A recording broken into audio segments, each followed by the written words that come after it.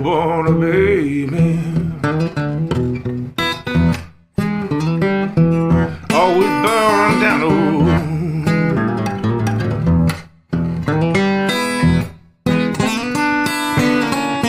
Yeah, but we were born a baby.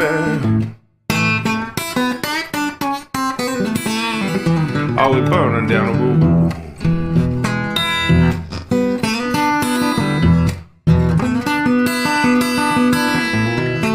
I'm a wheel born a baby. This life never gets old.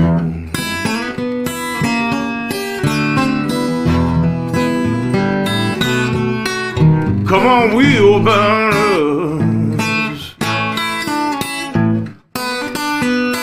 Yeah, burn with me.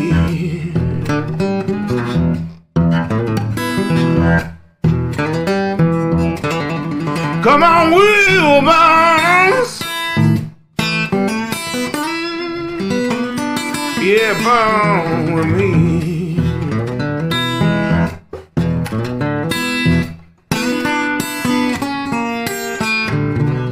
Oh, take a ride now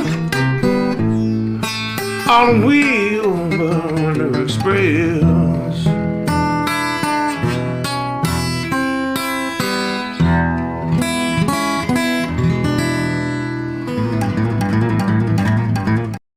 Blah, blah, blah, blah. Fuck the long ending. Holy crap. Don't need it. So how do you follow that? Okay. Any of you guys that were just sitting around, we were all watching Brit and Robert. I mean, like, this is like watching Wayne and Schuster or watching Laurel and Hardy or watching, I mean, fuck me.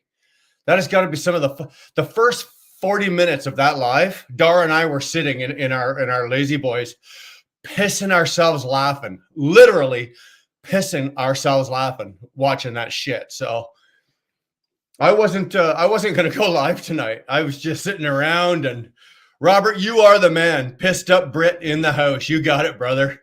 You are the man. And I wasn't going to go live. I was just, content to sit around.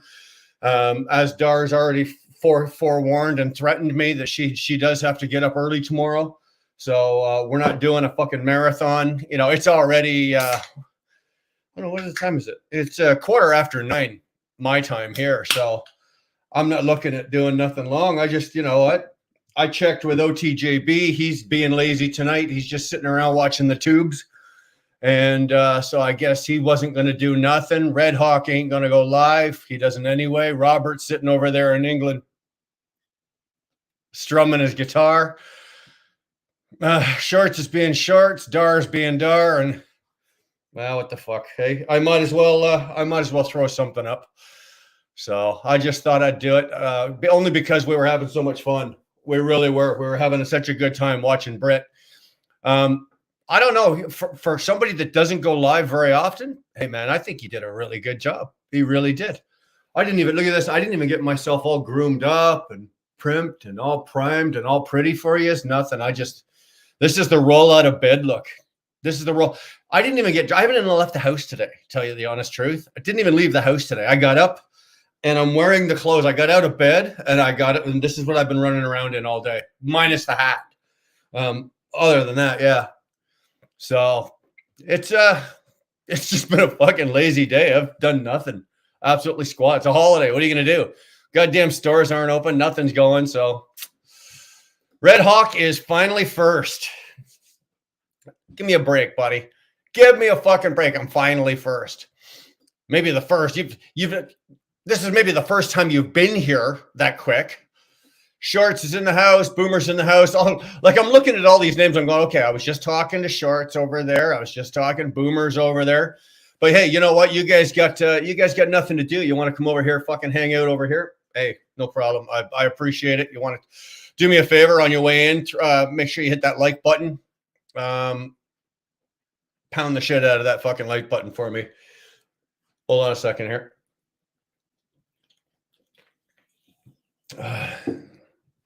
I was encouraged. I really did. I enjoyed myself over at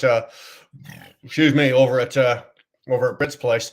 That's what we'll call it. Over where we were all over at Brit's place. Now you're over at Bry's place. Chevrolet 69. We all know who that is. That's my boy. How you doing tonight, brother? Always glad to see you. Organized Chaos. Shout out to you, member as well. Chaos is a fine member in good standing. Stuart, the hobby trucker. Where were you, dude? You were, but those were your people. Those were your people. And where were you? You're probably off invading another country somewhere, fucker. Are you the chicken or the egg, Red Hawk? Yeah. That's actually pretty good. I'm sick as a dog throwing up, but I want to say hi to everyone. Houdini, don't kill yourself being here, man. If you're sick as a dog, get into bed, eat some chicken noodle soup, have a good, have a huge, large woman sit on your face. That'll get it out of you every single time. Every single time. Dar, I warned him I have to get up early, so it won't be a long one. No, guys, it won't. Bill, my boy, and Spider, how you doing, man? Glad you are here. Red Hawk saying hi to Boomer. Boomer's laughing. Dar's yikes. Houdini, feel better soon.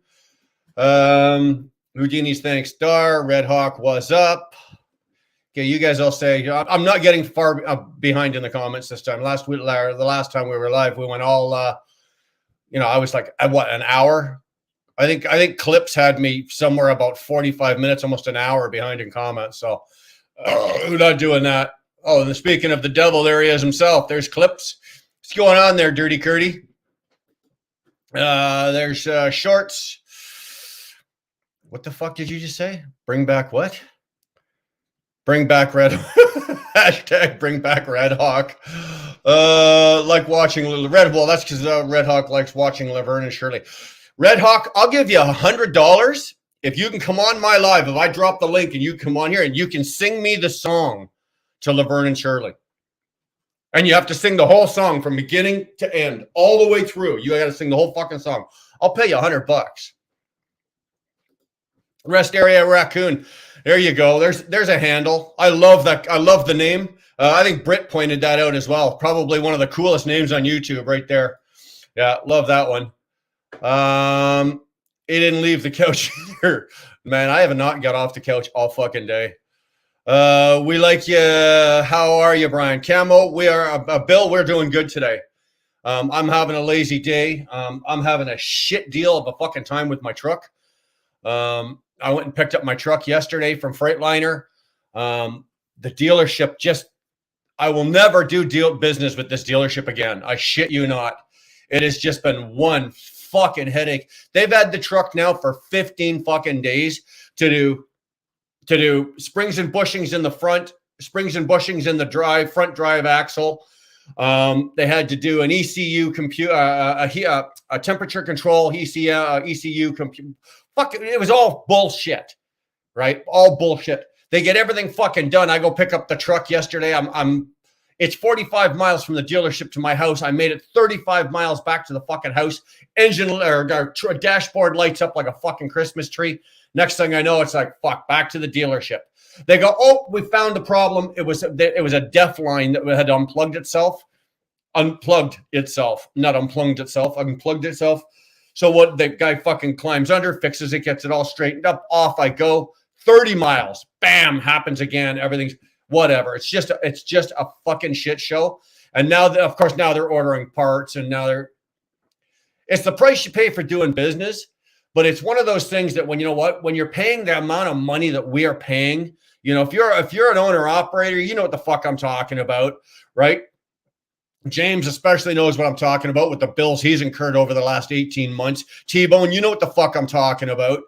All these guys that are owner operators, when you put your truck in a shop and you're paying that kind of money for service, and then you take it out and it's fucked up. It's worse coming out than it was going in. It's hard. It's hard to keep your temper. And unfortunately, I did not keep my temper yesterday. I didn't. I was in the middle of the service at the service counter. I had 3 people standing at fucking attention, and they were going back to get techs to come out and remove me because I was so fucking. You guys, it's a side of none of you have ever seen it.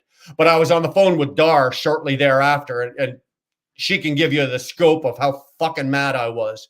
And when I finally do come unglued, it's just ugly. There's no regret, no remorse, and there's no forethought of what the consequences are going to be for me. I just go the fuck off, and I did yesterday. And I can't say it was one of my prouder moments. I'm not that I'm proud of it. I'm not tooting my horn saying, "Oh, look what I did." But that's to the level that these people piss me off. A fucking dealership pissed me off. Especially, and again, when you're dealing with, thousands and thousands of dollars, we're not talking about a fucking $25 fucking clip. We're into thousands of fucking dollars. And they're telling me, "Oh yeah, we've got it." And they just, it's not right. And they just fuck it up even more. I'm sitting here right now getting angry just fucking talking about it. So we're just not gonna, okay? Red Hawk. I thought the Holtz were going live tonight, but I'll settle for 15 minutes.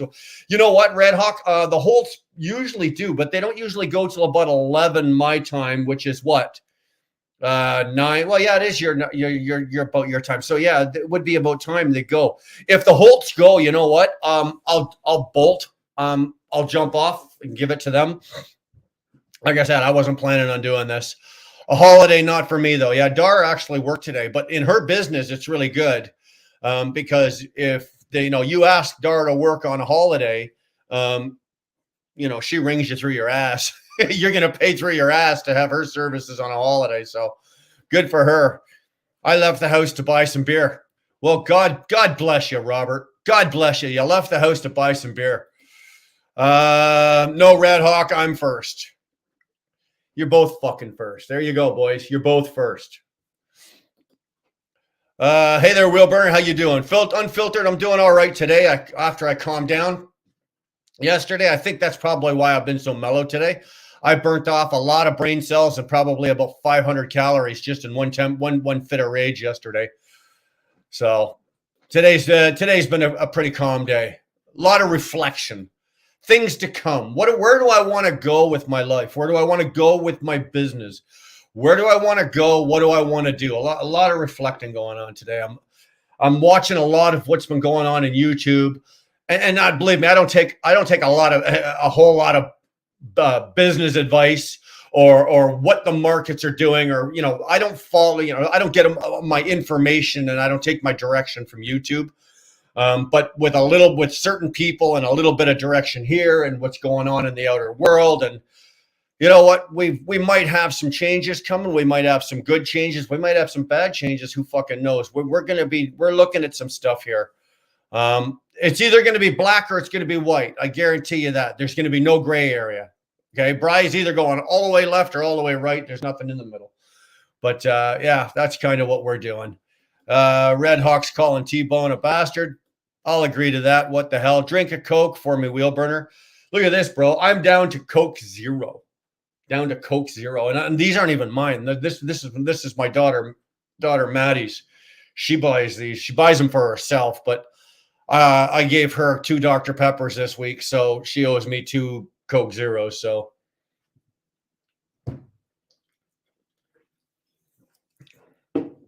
I don't even know what the fucking taste that is. Red Hawk Dar, that is true. What the hell did Dar say? They usually go later. Yeah, okay. Is he drinking a Coke? Yes, I'm drinking a Coke. At least I'm not doing Coke. Would you rather me drink it or snort it, babe? You choose. I can drink it out of the can or snort it off of your ass. You choose which one you want me to do. I'll wait. Waiting. You choose. All right. I'll drink it. You don't want me snorting it off your ass. Diesel Brit's Tavern. Diesel Brit's Tavern. What the hell is that, bro? Who the hell did that? With it? Are you out of your fuck? Oh, holy fuck, Bill. Are you out of your mind? New cat starter kit. Dude. Give your fucking... There's not another fucking cat coming in this house, bro. Not another fucking cat. Now, mind you, I gotta hand it, okay? The newest cat that came in here, we now have it. It's been home. He's been home a week. His name is Diesel. I got to name him. So his name is Diesel. He is fucking adorable. I mean, come on, like I love these Devons. These Devons are really cute cats, but this one here, I actually got to choose it. Dar gave me the choice and showed me a bunch in the litter. I actually got to choose it and I got to name it. That was the stipulation, if you know, for the cat. So I got to choose it and I got to name it, and it is fucking cute, man. I've probably spent more time downstairs because right now it's still isolated because the house is so big and he is so small, and we've got 3 other cats and 2 dogs, so he has to be brought out to the house and introduced to the house slowly, so it gets done over a month period. So we've got him isolated in one of the large bedrooms downstairs, and I was down there for a couple hours today. I was down there for a while. I fell asleep. I think I fell asleep with him today downstairs, and cute cat. Love him. Love him. But Bill, there's no more. I don't care how much fucking money you throw in there. There's no more cats coming in. But I'll take your $100, and that's $100 US. So that's like $130 Canadian. So I appreciate that, and that will go to a good cause.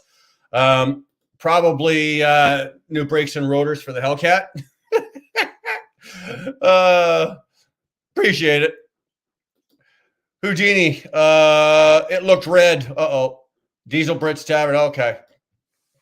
Unfiltered, everybody's saying hi. I'm just gonna, you know what? If you guys are just saying hi to each other, I'm just gonna bypass a lot of these. I don't need to read them. So you guys are saying hi, gun term hi. Trucking with T-Bone. Well, that was rude shorts. Okay, yeah. Organized. Robert Tyke. Let's see the $100 to sing Laverne and Shirley, or 0 to keep my integrity. Hard decision. It's an easy choice, fucker. It's an easy fucking choice. It's the $100. The $100. Dude, I can promise you this. I've never met you in person. I've probably known you for all of 5 minutes in life. But I can tell you right now, you've done a whole lot worse for less than $100 fucking dollars. A whole lot worse than $100 for $100 fucking than less. You've done a whole lot worse for less than $100 fucking dollars. Guaranteed. And if you say, oh, hell no, I call bullshit on that. I call bull fucking shit on that. So we all know where that is. 401 standstill at the 412. Thanks, Clips. I'm sure everybody in here needs to know that because everybody's on the 401. This guy trucks safe space. Uh-oh. T-Bone, I'm sorry. Shorts is insensitive. We will sue him for hate crimes. You go right ahead and give that a fucking try. That's awesome. Safe space. Okay, hold on. Malfunction here. Having technical difficulties with my mouse. The downtime hurts more. Stuart, you're absolutely right. I was prepared to take some downtime because I was coming in off the ice road, right? And I knew that when I came in off from the ice, coming back from the ice road, I knew that the truck was going to need to go in. It was probably going to need, it's going to need a little bit of work, maybe a couple of shocks, alignment, blah, blah, blah. Springs and bushings, I'm not surprised, or bends and bushings, sorry.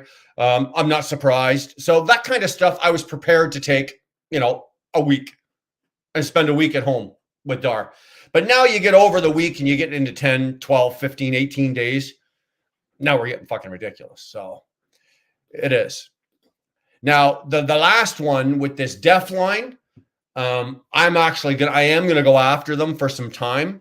I'm going to go after them to reduce the bill on some other stuff, because in order for what they did is they changed the seals on the def pump.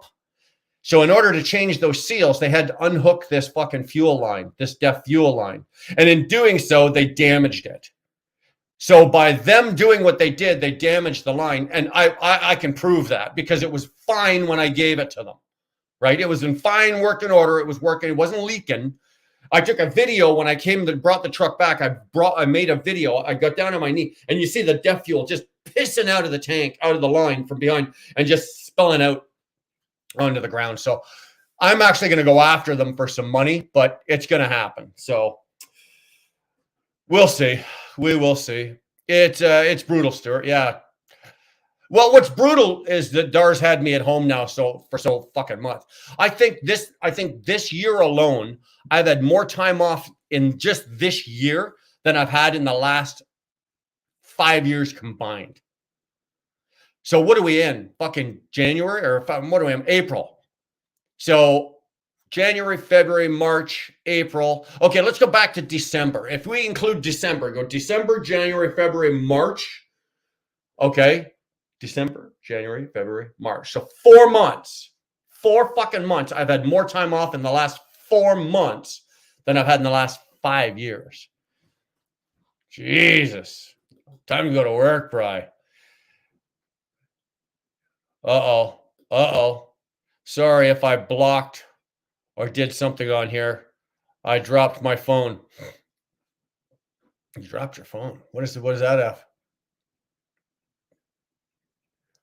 Yeah, and he screamed at me. Who screamed at you? Did I scream at her? Did I yell at her? By the time I picked him up, he was calm. Oh, yeah, on the phone. I wasn't yelling. I didn't scream at her.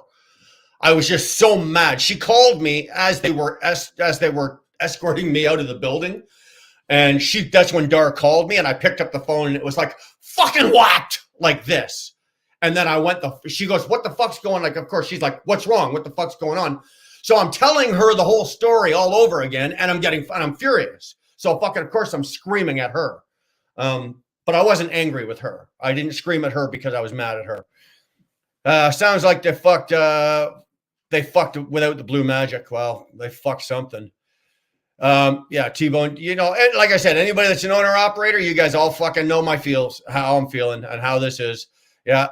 Took my truck and trailer to the shop for a DOT inspection, came out paying $800 for repairs done for a coolant leak and a wheel seal leak. I stole it. Dude, my theory is, Invader, if I can put my truck into the shop and I can come out with a bill less than $1,000, that's a good day for me. That's a good day.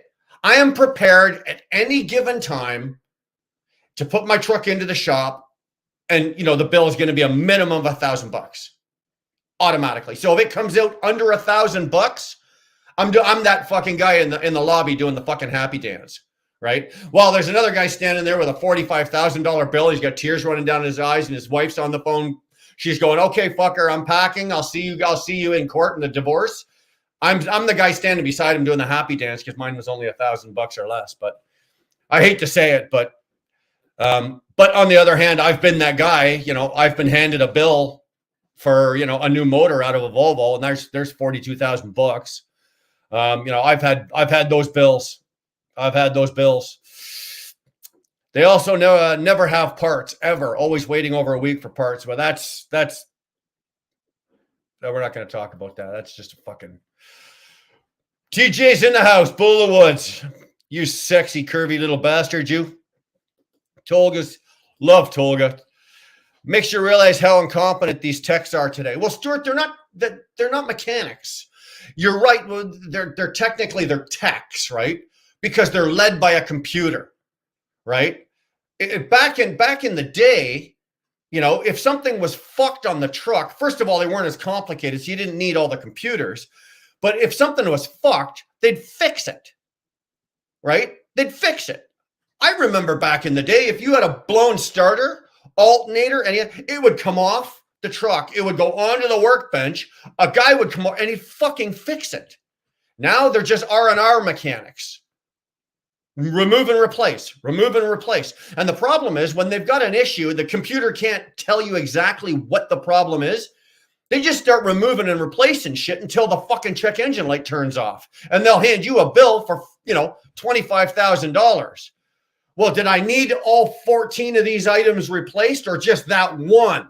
Wow, of course you needed all 14, but it's a fight that you just better know what the fuck you're getting into if you're going to fight it. I have fought it many a time. I refuse to let R&R mechanics get away with that.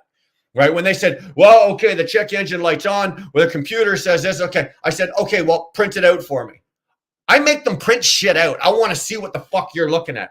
Or when they've got the computer plugged in, usually when you pull into if you're out before they bring it into the shop, at least with my Freightliner, I've got the extra service on it. So that it's sort of like the Volvo has uptime where they've got like 40 minutes from the time you get there to get your get you to at least get it diagnosed, plugged in and diagnosed. I've got the same with my Freightliner. I sit there while he's plugged in and I'm standing there like this, looking over his shoulder, looking down at that fucking screen to see what the fuck he's looking at. And then there's 12 things. And then I start going, what's that? Okay, why is that? Is that related to that? Is this? By the time I'm done, oh shit, you're not. They are so fucking sick of me. They really are. 15 days, you would think you would run like a strip rape. Bill, you're absolutely right. If I get it, I am assured I can pick this up on Monday and it is good to go on Monday. I shit you not. If it does not, if I have any issues with it on Monday, watch for the smoke. Just watch for the smoke. The dealership is Premier Freightliner in Belleville. Okay. Premier Freightliner in Belleville. Watch. It's right. I'm pointing over there out my window because it's just right over there. Watch for the fucking smoke. It won't be good. I guarantee goddamn to you, it will not be good. The repair costs are BS, but we don't give a shit attitude when they don't fix the problem. That's inferior. CB, you are absolutely right. What I want to know, and this is what kills me, CB, is how that fucking service guy he stands there, okay, and he knows on that piece of paper, he knows the bottom down there, it says $13,345, and he's got the nerve to hand that to you and go, there you go, Mr. Brown. Yeah, we can, and then he starts grabbing for the debit machine, right? He starts grabbing, and he's handing it to you with a straight fucking face. With a straight face, he's handing you a fucking, a bill, and just zero. I don't give a shit. Just pay the bill. I don't give a fuck. I don't care. You ever seen me fucking tongue-tied and with nothing to say? Well, I am right now. That's what that's all about. Double pay. Yeah.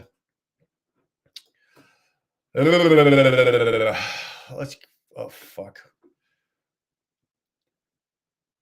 Sterling, sorry, I'll get to you. Any more ice road footage in the works?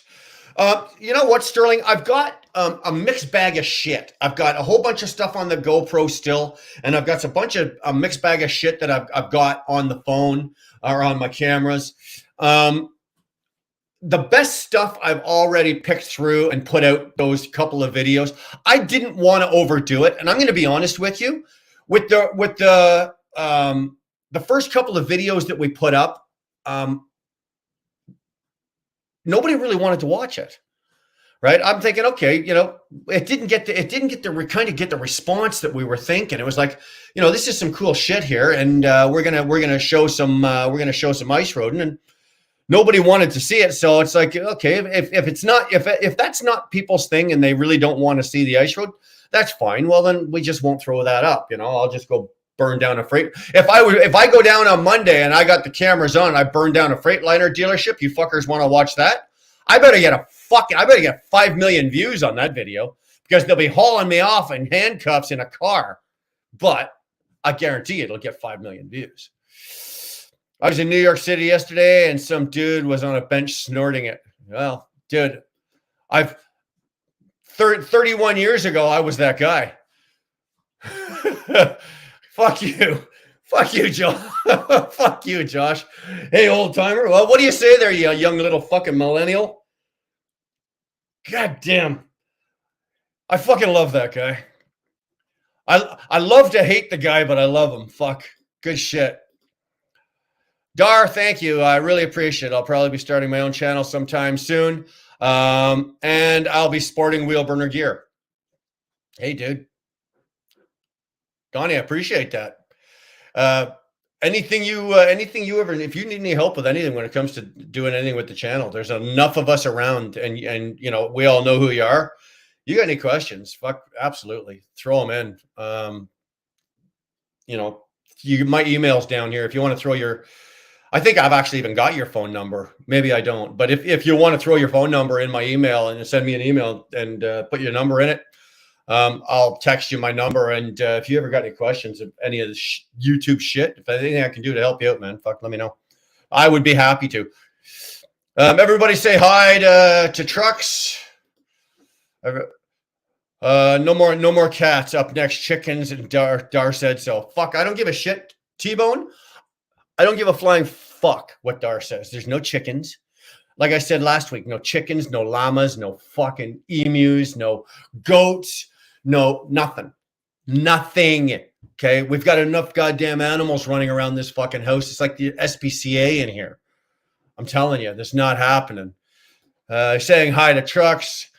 STT, there's the girl. Good evening, Shannon. I know I'm far behind, so she's probably not even in here anymore, but Shannon put out a big bomb the other day. She's I don't have to worry about saying it, but believe me, it was so hard.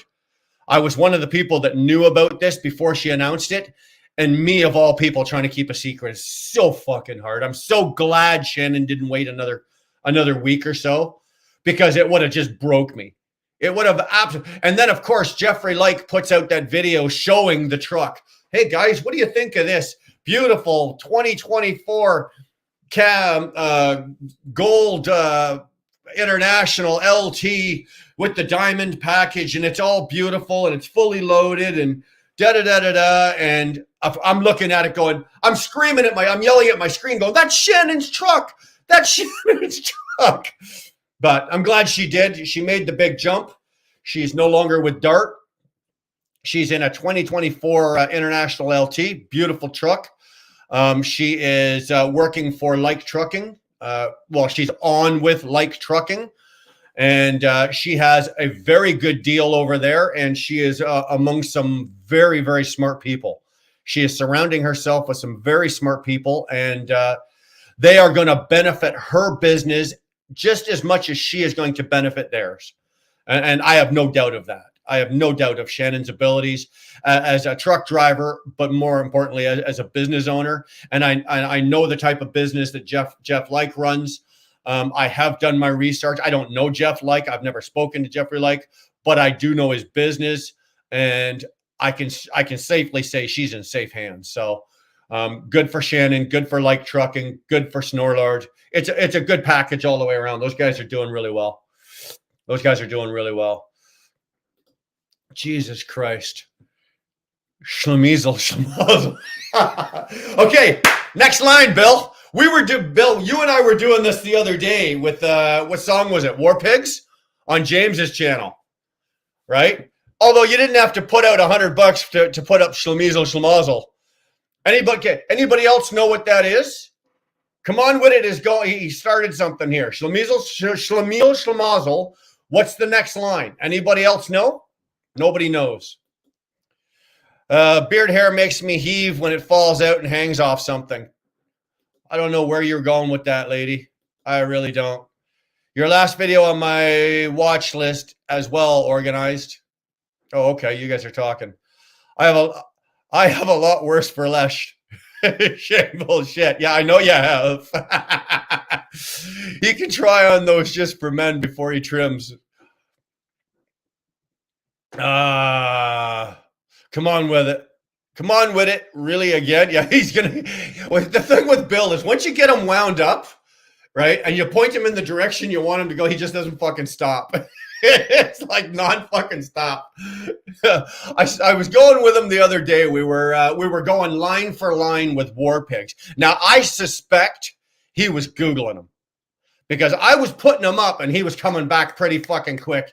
And I know my Black Sabbath and I know my Aussie and I know all this shit.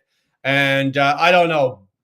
Witt was coming back pretty quick. I suspect he put the first one. I think I put the first one up. Then he put one up. Then I think we went back and forth about 5 times on 5 different lines. But I was getting them up, and he was coming back pretty quick. I suspect he was Googling them. Not calling you a cheater. I'm just saying you were Googling them. There's nothing wrong with Google. Come on with it. It's been drinking. Good Lord. Well, fuck. Let him keep drinking. Cliff is in the house. My boy. How you doing, Cliff? I heard a rumor, my man. I heard a rumor that you might have lost a bumper. Tell me that's not so on that beautiful truck of yours, brother. Tell me that's not so.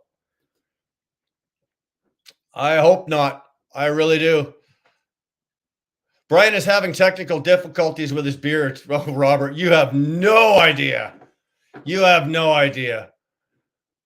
But at least Dar's, at least after sex, Dar's not spitting them out of her mouth, right? Dar, I'm going to chop it while he's sleeping. The fuck you are. Sorry, Unfiltered. Wheel Burner, are y'all coming to Vegas? No, man, we are not coming to Vegas. Unfortunately, we have other plans. We've got our, basically, Unfiltered, we've got our whole year for the next year planned and booked. And a few things are paid for, and there's things that we're doing, and that's what we're doing. So, am I going to Vegas? Unfortunately, no, I'm not going to Vegas. DIY's in the house. Good evening. Adam, you did some really good work down there at Matt's. I enjoyed a lot of the stuff you were doing. Good job, man. Keep that stuff up. Anybody that doesn't know DIY Semi, there's a channel to follow, right? That's I would say he's relative to just about everything to do with trucking. It doesn't matter what end of trucking you're at, whether you're buying a truck, leasing a truck, renting a truck, what you do when you get your truck, where you're going to put your truck, that channel will have something on it for you. He covers a lot. So if you're not subscribed to DIY, please go check him out. He is a bigger channel. I think he's 3-4 times the size of me. But go check him out. I go on that channel. I'm one of those guys, when I go on there, sometimes I feel stupid. I don't do a lot of talking when I'm watching him, only because I just don't want to get involved. There's so much information coming out. If my mouth is moving, I can't hear anything. So I prefer to just sit back and listen and follow the conversation. It's good driving when I'm driving, and it's good when not, but just follow DIY. You guys go check him out. You won't be disappointed. Or maybe you will. I'm not making promises. Maybe he's not your cup of tea, but he is my cup of tea. Might as well go to Vegas. Nah. Vegas is good. Once you've done it once, twice, 3 times, what are you going to do? What really? Like, you go, you hang out, everybody has a really, gets to piss up, but once you've done that so many times, what are you going to do? I go to Vegas. I'll be honest with you. I don't go down. I go down to Vegas and I go down. I go for the money. I go down to gamble, right? I will sit at the blackjack tables for 20 hours playing blackjack. I'm down there. It's almost like trucking. It's a fucking business. I know exactly how much money I got, how much money I'm going in with, and how much money I'm coming home with. And that's how I look at Vegas. You go see a show, go check out museums. Yeah, you go check out, Count's Customs. You go check out the gold and silver pawn shop. You go look at some other shit, you go check out the Hoover Dam, the Grand Canyon. But once you've done all that, what else is there to do? I'm not making any money. Whatever. It's not for me. Ricardo. There's a name we haven't seen in a while. How the hell are you, man? Glad you are here. It brought up the menu when I picked it up. It brought up the menu when I picked it up. What did I miss, Houdini? Sorry, did I miss something there? I got a feeling I did. Good, Cliff. How are you? Everyone's saying hi. All right, Victor. Greetings to all BS on dealerships. Oh, brother, don't get me fucking started. Yeah, except yours isn't $1,000. Transgenders men in disguise. Transgenders men in disguise. Wow, what am I missing? You guys are having conversations by yourselves? I don't have a clue. I'm missing shit. Wheel burner, I feel exactly the same. I was expecting at least $1,000. Also, my brakes still have over half their life on them.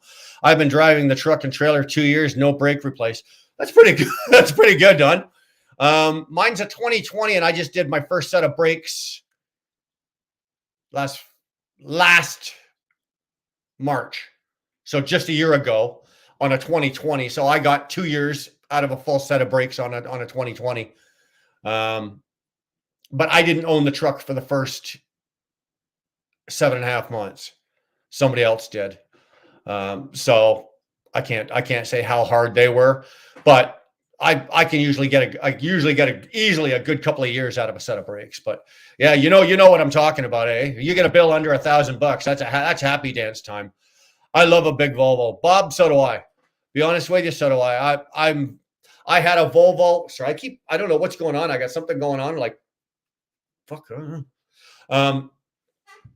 I had a 730, a Volvo 730. So I had the big bunk, but it was just the mid roof, right? So it didn't have the upper sleeper and all that shit on it. And I love the big Volvos. Love them. The 860 right now. If money wasn't an option and I could fucking just go out, I would love to have one of the new 860 Globetrotters. Mind you, I don't have $300,000, and I'm not prepared to spend $300,000. So, come on with it. I had 3 shop bills north of 10K last year. It happens. Yeah, and it's funny. You know what? You can put your truck in the shop for a fucking something you're thinking, oh, it's just, there's probably a couple $100, maybe $1,000. And by the time they come back with the estimate, you're $12,326.15. And you're going, fuck, I didn't see that coming. You better have it though. Otherwise your truck's sitting there.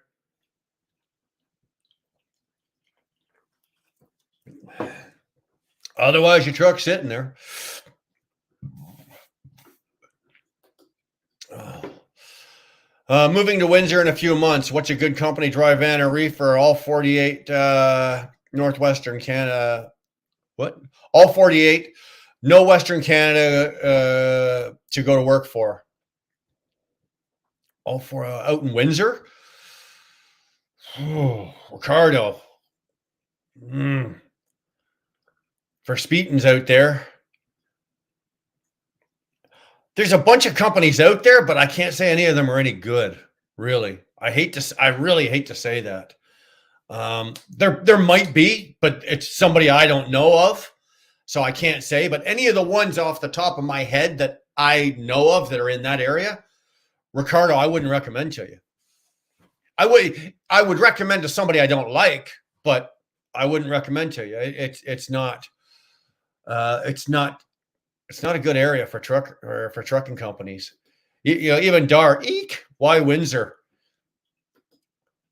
Robert, YouTube, don't forward it. Swearing on your live, etc., knocks the channel down. The algos. Yeah, I know, Robert. It does. It's something that I've already been forewarned about and told. I gotta watch my mouth and stop fucking swearing so fucking much, but I fucking can't help it. So. It's one of those things, depending on my mood. On a night like tonight, I'm in a good mood. It's good. We got the thing going here. The chat's going. You guys are kind of tearing it up. And, you just talking and you swear here and there, whatever. If we're having a serious moment, if, something happens, we get some seriousness going and that kind of, the language gets knocked down and whatever. For me, it's the flow. However, you guys, I'm not doing nothing. All I did is turn the computer on and hit the button. Everything that's going on here tonight is directed by you guys. I had no agenda. I had nothing to share. I wasn't bringing nothing to the table except a beard and a fucking hat. So this is all you. So if you don't like what's going on tonight and you don't like the live, it's your own fucking fault. Hit the bricks. Go blame Josh. Go blame this guy Trucks. Everything that's wrong on YouTube is all this guy Trucks' fault. So why not blame this? If we're having a shitty show tonight, this guy Trucks is to blame. Panties too. Hey, you know what, Bob? I'll sign up for some panties too. Houdini saying hi to Josh. Hello, my friend. Hey, brother. How the hell are you? It was good to see you last week. Thanks for popping in. I really appreciated that. And hopefully you're having a good week. I've lost more drugs than most people have ever seen. SST, I know what you're talking about, and you know what? I'm there. I'd be retired right now. with your last comment, I could be retired right now. You figure it out. You'll know what I'm talking about. This guy Trucks is everyone respecting me? I don't know who that is. I don't think that's Josh. I'm doing good. Try to survive, Dar. Not too easy to stay focused and more positive than ever. Cliff, hang in there. Hang in there, dude. Actually, I'm going to give you a call. Not now. Obviously not now, but I'm going to give you a call in a couple of days. Got something I want to talk to you about. But WC, appreciate your offer, helper. Donnie, anything. I don't have all the answers, but if there's one thing, if there's 10 things you need help with, and if there's one thing I can help you with, pick my brain. It's free. I won't even charge you for it. My wife would. She'd put it towards her cat fund, but I won't charge her for it. Robert saying hi to Shannon. She's good at what the hell? SoCal trucker, what's good? What's good? SoCal, you know what, brother? I have not been getting notifications for you. I don't know why. You, Best, Shannon Thomas. There's a bunch of us that I haven't been getting fucking. I've been having to go back and watch replay your stuff and watch your stuff. But sorry, man. Whether you've been you've been live and everything, so I haven't been able to participate. I haven't been able to see anything. I've been catching you on the replay though. Hopefully, man, you're doing well. You're not sweating to death. You're right. Again, how many other people knew that? DIY knew it. There we go. Yeah. Google's holy shit. What is that? Bill. It's a little too much money, buddy. Don't get me wrong. I appreciate it. I really do. But, put that money to good use, man. Doesn't have to come to me. There's, you know what? I'll be honest with you. I see you on a lot of other channels, and there's probably some other channels that could probably use a number like that a little more than I. Again, I appreciate it. Thank you. But, man, you share that around. There's some other people out there that probably use that a little more than me. In the back of my head, I'm going, oh, fuck no. Keep spending. No, I'm just kidding. Just kidding. Okay, now here we go. The whole thing's going.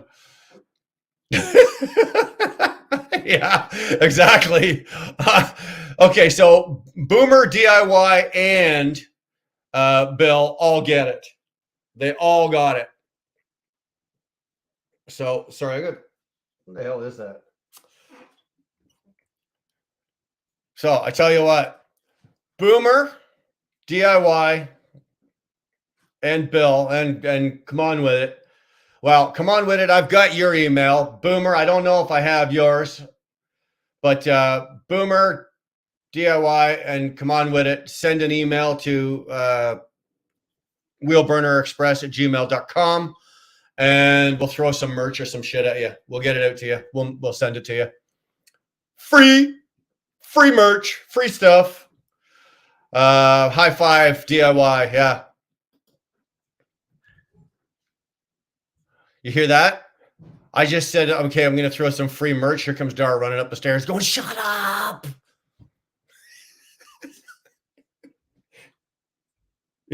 I told you. Okay, none of you think that's funny. To me, it's hilarious. Oh, okay. I think come on with his laundering money through your channel. Shh! Come on, Red Hawk. You're giving up the gig here, right? I'll do it for you, too. I only take a 20% mob-style kickback on all laundered funds. It's a good deal. It's a good deal because you think about this. American funds coming into getting laundered by a Canadian channel, cleaned, spit back out, converted back into American. You're getting, even after I take my 20%, you're still getting all your money back. What do you got to lose? Come on, man. Really, like, what do you got to lose? Perhaps Red Hook, yeah. Boomer, yeah. Okay, here. There's a name we haven't seen in a while. Let's see what the truth has to say. So sad, the state of Canada. Can someone please ask the Liberals and NDP to leave? If you are successful, I will send you $1. The truth, if you can get the Liberals and the NDP to leave, I will gladly give you more than $1. I'll gladly give you more than $1. There's no reason for the state of our country right now. There's no reason for the country to be in the state that it's in right now. And I'm going to say this, and I can't believe I'm going to say this, but it is true. It's not all liberals. Not everybody in the Liberal Party is backing Trudeau. It is the two leaders of the party. Justin Trudeau, our prime minister, and Freeland, what the hell is her fucking first name? Who cares? She's not fucking important. She's a twat waffle, and she's a snatch. But the two of them gotta go. Gotta fucking go. Absolutely gotta go. But there are some good people in the Liberal Party. NDP, got no use for them. That's a party that's just everybody in that party, all they're doing is just taking up valuable oxygen the rest of us need. But there you go, Truth. There's your political part of it. That's the political part of the show. I wish the truth. Yeah, there you go. Cliff is on the edge. There's a guy in school. His name was Cliff. We used to say, hey, Cliff, don't fall off your name. It wasn't fun. It's not funny now, but it was funny there. I'm still here, just parked for the night in Ohio. Thanks for the well wishes. You're very welcome. We love you, Shannon. We love you lots. We love you a long time, baby. Big cover OV truck. Bob, you got to start speaking English. Big cover OV truck. When I see OV, my brain clicks back to Old Vienna, which is an old Canadian beer. It was fucking terrible. So you're thinking a big cover for a beer truck, but I don't know what the hell you're talking about. You're probably talking to somebody else, not me. I love DIY stuff at Matt's, especially the legacy sleepers. Those legacy sleepers, or those ARI legacy sleepers, are impressive. Although the price tag on them, that's U.S. funds. For me, it's ridiculous. For you, the American or the British pound is almost equivalent right now, I think, to the U.S. dollar. So they're pretty much squared up. But I mean, like, I looked at the price of some of that stuff, and I'm going, holy shit balls! Like, I could buy a freaking motorhome, literally a motor. Put it this way: my first 3 houses. The price of that truck is more than the first 3 houses that Dar and I ever bought. It's like, holy crap, man. That's a lot of chump change. Now, mind you, if you're going to do something like that, you probably retire. You probably don't have a mortgage. You probably don't have car payments. You've got all your money in the bank, or maybe you don't have any of that stuff. You don't even have a house, and that's what you're living in. You and your wife decide you're going to go trucking, sell everything, and go do that. And that be the case, then hey, go for it. Knock yourself out. I wish I could cross the border, but I didn't take Well, truth, let me tell you, I didn't take the until I had no choice because my business was going to fail if I didn't, and I regret it.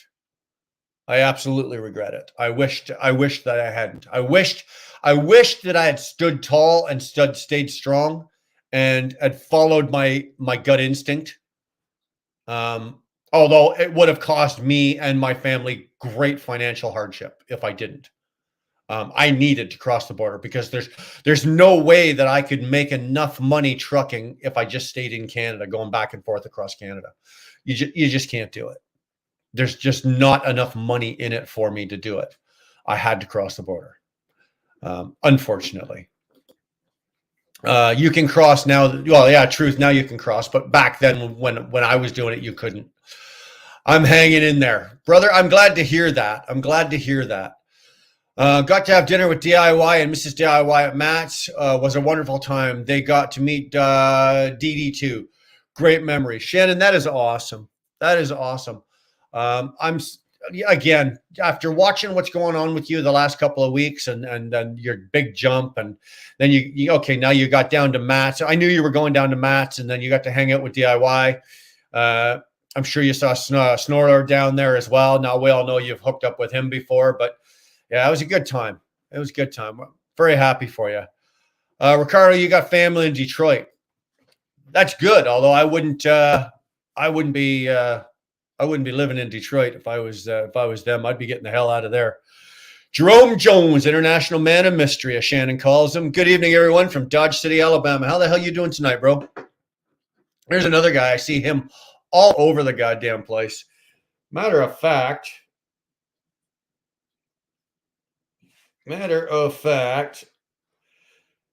Jerome, do you have a channel? Sorry, I should know this, but unfortunately, Jerome, I don't. So I'm just going to take a quick look. No, you don't. You've got, but okay.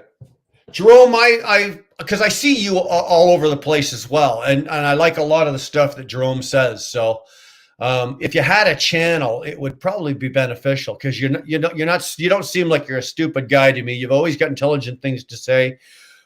You're fairly truthful, and you talk well. I've seen you live on people's live, and you can talk, and you're personable. And so if you had a channel, I was going to push it for you, but you don't, so fuck you. But let's carry on. That's awesome. I'm just kidding, Jerome. I don't when I say fuck you, I don't mean fuck you. You know what I mean. I've delivered to Vegas, but never got the experience. I have to go at least once. Yeah, Bill, you got to go at least once. You got to do it at least once. You'll like it. But let me tell you, the first time you go, you're gonna have sensory overload, because, well, there's nothing really going on during the day. It's the nighttime, right? You're gonna have complete sensory overload. But once you've done it, it's nice, but it's not anything great. Yeah, the truth, by land, you can cross, you can drive across. You can drive across. You can cross. Well, what are the Ontario? I don't know where you are, truth, but like, just if we're in Ontario, so the Ontario borders are what? Let's start at the west end. We've got Sarnia, Detroit, Fort Erie. I think there's one in Kingston, Alexandria Bay, Cornwall. Yeah, so there's 6 or 7 of them actually in Ontario. And yeah, you can drive across to any of them right now. Yeah. Come on, it's going to be a great time. Oh, I'm sure you guys are going to have a great time. The other thing is, you know what? I don't drink. Although you don't want me to drink, because look at me. I'm already fucking crazy enough. Can you imagine adding alcohol to this? But after a few hours of hanging out with a bunch of people and they're getting all hammered and getting sloppy, I just start getting ignorant. You guys, because you're all drinking and you're all sloppy and you're all drunk together, have a good time, but I kind of get left out. So it's like, and I'm not about to take up drinking just so I can fit in with you guys. It's not going to happen. No problem. How was the ice road? Justin, it was good. It was a really good time. It was a really good experience. A fucking huge learning experience. It's one of those experiences that you will learn what trucks and trailers, doesn't matter what kind of truck you drive. It doesn't matter. You got a K-Wop or a Pete, a binder. It didn't fucking matter. You are going to learn what trucks are capable of truly doing and what they're not capable of truly doing.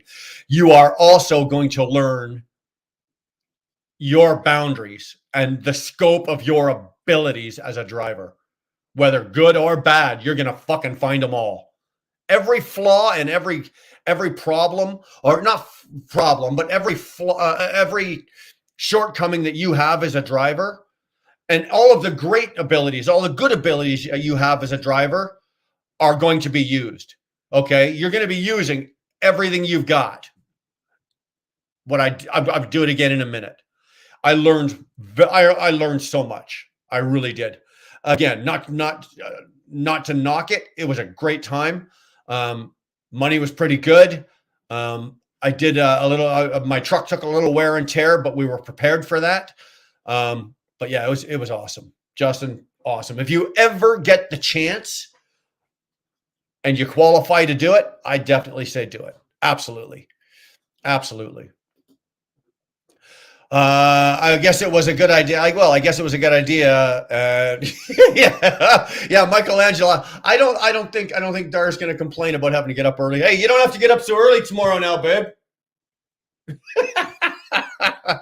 Yeah, take the day off. Bill just bought you for the day. You're paid. There you go. You're good.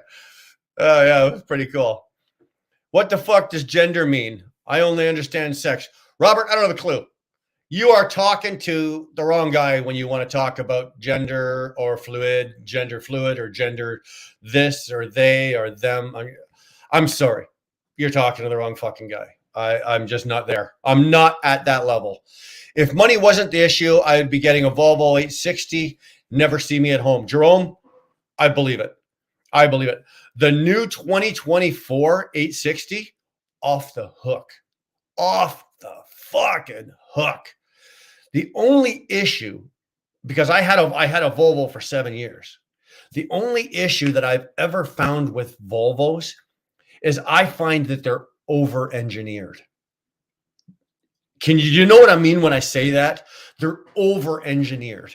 They've got redundancies, and they've got fucking sensors for their sensors, and they've got more than they need, right?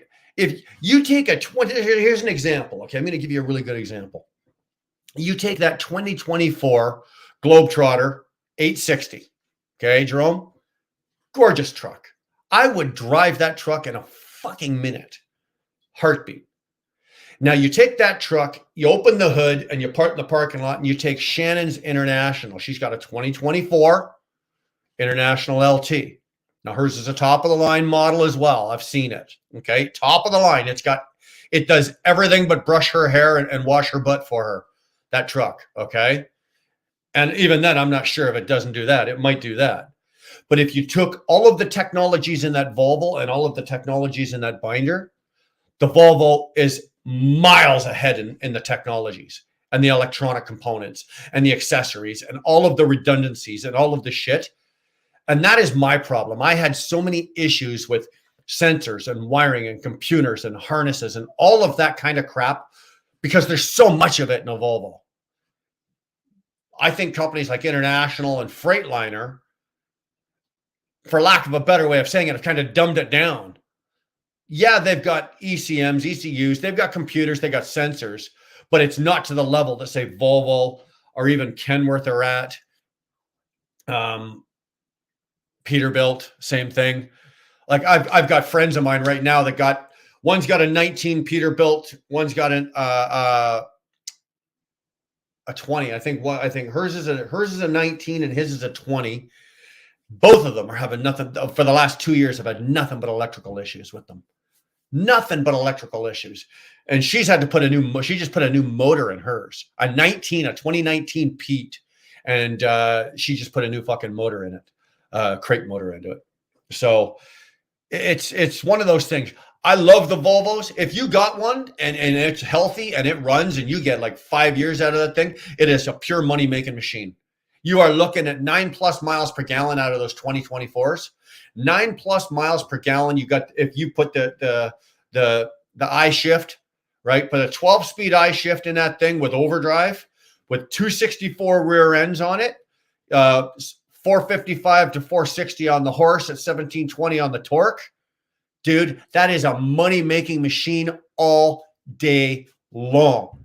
Doesn't matter where you go, what you do. You're a 9+ miles per gallon. Happy.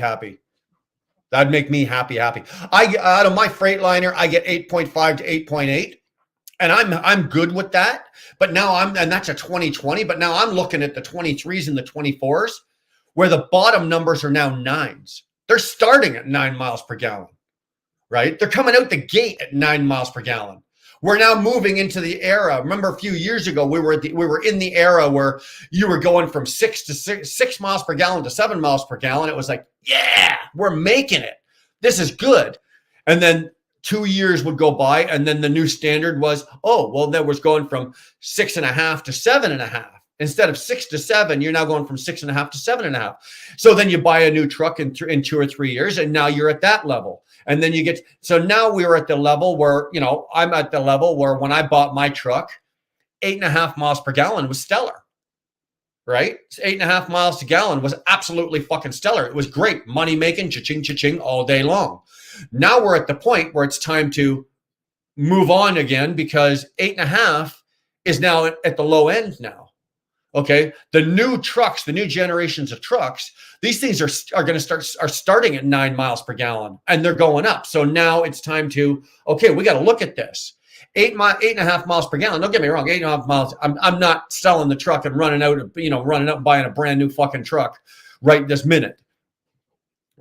Because just because my truck's only getting 8.5 miles per gallon, I'm still making money at 8.5 miles per gallon. if I wasn't, there'd be something wrong, but I am. But it's now time to look at, okay, if the new standard is now 9 and I'm at 8.5, how much longer do I have before it goes from 9 to 10? And if I'm still at 8.5, I'm now behind. You know what I'm saying? You're behind. If I'm at 8.5 right now and I'm still okay, if you're at the 6.5 to 7.5, you're now behind. Okay, with the way that rates are and the price of fuel and the price of parts and the price of trucks and the price of repairing them, if you're only getting 6.5 to 7 miles per gallon, or say even 7.5 miles per gallon, you're behind. You're losing money on your fuel mileage. I don't know how else to explain that to you without breaking out a calculator and a pen and a paper and all that kind of shit, because I know I'm right. I'm not wrong about this. I'd like to sit here and go, come on, guys, trust me. But you know what? Trust me. I'm not wrong about this. The new standard now is 9. And if you're sitting at 7.5, you're losing money. Even if your truck is paid for. Even if your truck is paid for. Let's just say you've got a truck, you've got a 2016, 2017, whatever, and it's paid for. You have no truck payment. I already went through this. I went through it with the Kenworth. Truck was paid for, but it only got 6 miles to gallon. But I had no truck payment. I still, with this freight, when I bought the Freightliner, okay, the payment on my Freightliner is $2,000 a month. That's my truck payment. I don't have a big truck payment, right? So I got $2,000 a month truck payment. The Freightliner with the fuel savings, even with the truck payment, I still came out $3,000 a month ahead. Do you guys know what I'm saying? Even though I had no truck payment on the Kenworth and I was now making a $2,000 truck payment, I still had $3,000 extra in the bank because just on fuel efficiency. And I'm not lying on that. That's documented. Like, we've got that on pen and paper, and you know, we run these numbers all the time in our business. So anyway, let's just carry on. There's your moment of education. Tune in. Yeah, it's a big baller. You're goddamn right, Nevada. I'm telling you. Again, like I said, we do appreciate it. We do. You guys keep saying shit, and then I go off on a tangent, and then we're 16 fucking days behind on comments. So, so I'm just gonna scroll because then I'm just gonna stop right.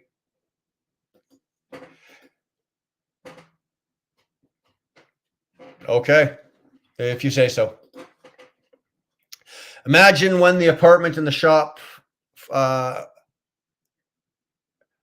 Imagine when that apartment is in the shop for a couple of weeks. Yeah, well, heavy troll traffic tonight, Dar. Yeah, it's a bit busy night all over. Yeah, Dar, I wouldn't be able to do it finding parking enough as it is, let alone finding somewhere big enough to park one. If those, yeah, I do like those ARI. So I've taken a couple of tours of one. When I was working for Mercer, I was down in the Mercer yard down in Louisville there. And let me tell you, there's a couple of guys down there that had those things. And, you know, you get to know them and you're talking to them. It's like, oh, yeah, well, come on in. We're just having something to eat. And him and his wife are sitting there. And it's like a goddamn, it's beautiful. It's beautiful. Like the one I was in, I don't know how many inches it was, but it was bigger than, it was bigger than my first bachelor apartment. It's like, holy crap. Phrase Shaker Best does have a new channel. Yeah, he does. I don't think he's in here, but he was over on Brit's channel. But I don't know if Dar's done it or not. But Dar, if you haven't done it, do me a favor, would you throw James Best's new channel up there? Throw the link up there. So there's Robin. How we doing tonight, brother? What's up, brother? I'm doing all right tonight. I've done a little venting. I've done a little sharing. I've done a little holy shit, holy that. What's the name of Ad Houdini? I was wondering why I wasn't seeing him. We're gonna throw it up there, Phrase Shaker. You're doing a great job showing the door. Fuck, am I that far behind? Yeah, I am. I'm just going right to here. All right, everybody. There we go. A much bigger factor, in my opinion, is that you care is can your carrier keep you moving at a decent rate is a much bigger factor. With it, that is a huge factor. Okay, that is a huge factor. But eventually, you do have to stop. Right. The carrier I'm with, they do not run. They have a set way of running, and I'm with them because I'm prepared to run that way, and that's how I want to run at my stage of my career. If I was 20 years younger, I wouldn't be working here. There are other companies that run a whole lot differently than these guys do. So I do understand what you're saying about how your company runs and moving you at a decent rate. But there's just so many things involved in it now. Okay, it's not like it was, let's say 15 years ago or even 12, 10 years ago, where, you just bought the truck, you had your insurance, you got your carrier, you turned the key and you went to work. And if you worked hard and you put in the effort, you could be successful, right? A lot of guys my age, that's how we got to where we were. We just had to go out and work hard, push forward, and put the effort in, and we were successful. It's not like that anymore. It's not like that anymore. There are the factors that, the factors we were dealing with fit within these parameters back then. The factors that we're dealing with now fit in the parameters are this big for the parameters that we're dealing with now. And the parameters are this big and the rates are still here. I made a comment a couple of weeks ago, or maybe it was the last live. Dar and I were going through some statements and we were cleaning some shit up. Okay. And I found a statement from back in 2015. Okay. So that's 8 years ago, right? So back in 2015. Now my truck wasn't grossing as much money back in 2015 as it is now. But after everything was paid and everything was into the bank and money in my pocket, I was making a few dollars more back then than I am now. What does that tell you? What does that tell you about how the parameters, right, are getting like this? I've said this to you guys 100 times. I've said it to you guys 100 times. Math does not lie. Mathematics does not lie. You can make mistakes with math. You can bullshit some numbers, but it doesn't fucking lie. If you're doing the math right on your business, math doesn't lie. Sorry, I hate to say it. Good night, everyone. Houdini's out. All right, man. Have a good one. Thanks. Yoo-hoo. Yo-hoo. What's going on? Night, Houdini. CB, we all love large cars, but if you want to make money, aero trucks are the only way to operate. CB, I agree. See, I just mentioned a few minutes ago, I had a 97 W900, 60 series Detroit, beautiful truck, gorgeous truck, paid for, title in hand, didn't have a payment. I make more money on I traded that. I sold that, and I bought the 2020 Cascadia. And it was 8 months old when I got it because I bought it off of ET. They did a solid for me. So, you know what? I got no issues. I agree with you 100%. Am I of the feeling, do I love the large cars? Come on, dude. Do I love, you want a good example? I'll give you a fucking great example right here. Nevada. Every time I see that guy's truck, I get wood. Love that truck. But could I drive it? Sure, if I didn't own it. Could I own that truck? I couldn't do it, right? Because it's just not aerodynamic enough. If you take the fact, even if his payment and my payment were identical, I don't know what Kyle pays on that truck. I don't. It's none of my business. I've never asked. But let's just say both payments were identical. I couldn't swallow the loss that I'd be taking just on the fuel mileage. I couldn't handle that. I couldn't swallow that. So do I love the large cars? Dude, all day long. All day. I am that guy that sits in the truck stop and parks at the end of the night. I say, get on the phone with Dar, and I sit there in the truck stop and I just like this. Watch him go by. Watch him go by. Wanna love him. Absolutely love him. Later, Houdini, thanks for the okay. So I guess you did get it then. That's true, CB, but you're running for $1.30 a mile. Good luck.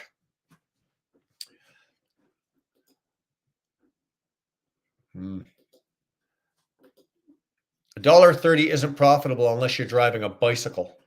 Dude, $1.30 isn't profitable unless you're riding a big wheel. And even then, you might need $1.35. You need $1.40 if you're driving a green machine. Remember those? They look like the big wheels, except they were green and you steered with the two levers. You need $1.40 to drive one of those. Your 9 mile per gallon truck of no consequence at low rates. A good carrier is more important than fuel economy. You know what? We can discuss this all day long and agree to disagree on this. I will bang off fuel mileage numbers and dollars and compare them to your rates and how good your carrier is all day long. Because if you take, I'm not going to be an asshole here, Bill, and no, I don't want you to think I am, but I don't know what your truck does for mileage, but let's just say your truck does 7 miles per gallon. My truck does 9. We're both at the same company. Okay. We're both at the same company and we're both hard runners. I know, Bill, you're a hard runner. I know you run like a motherfucker, like a rape tape.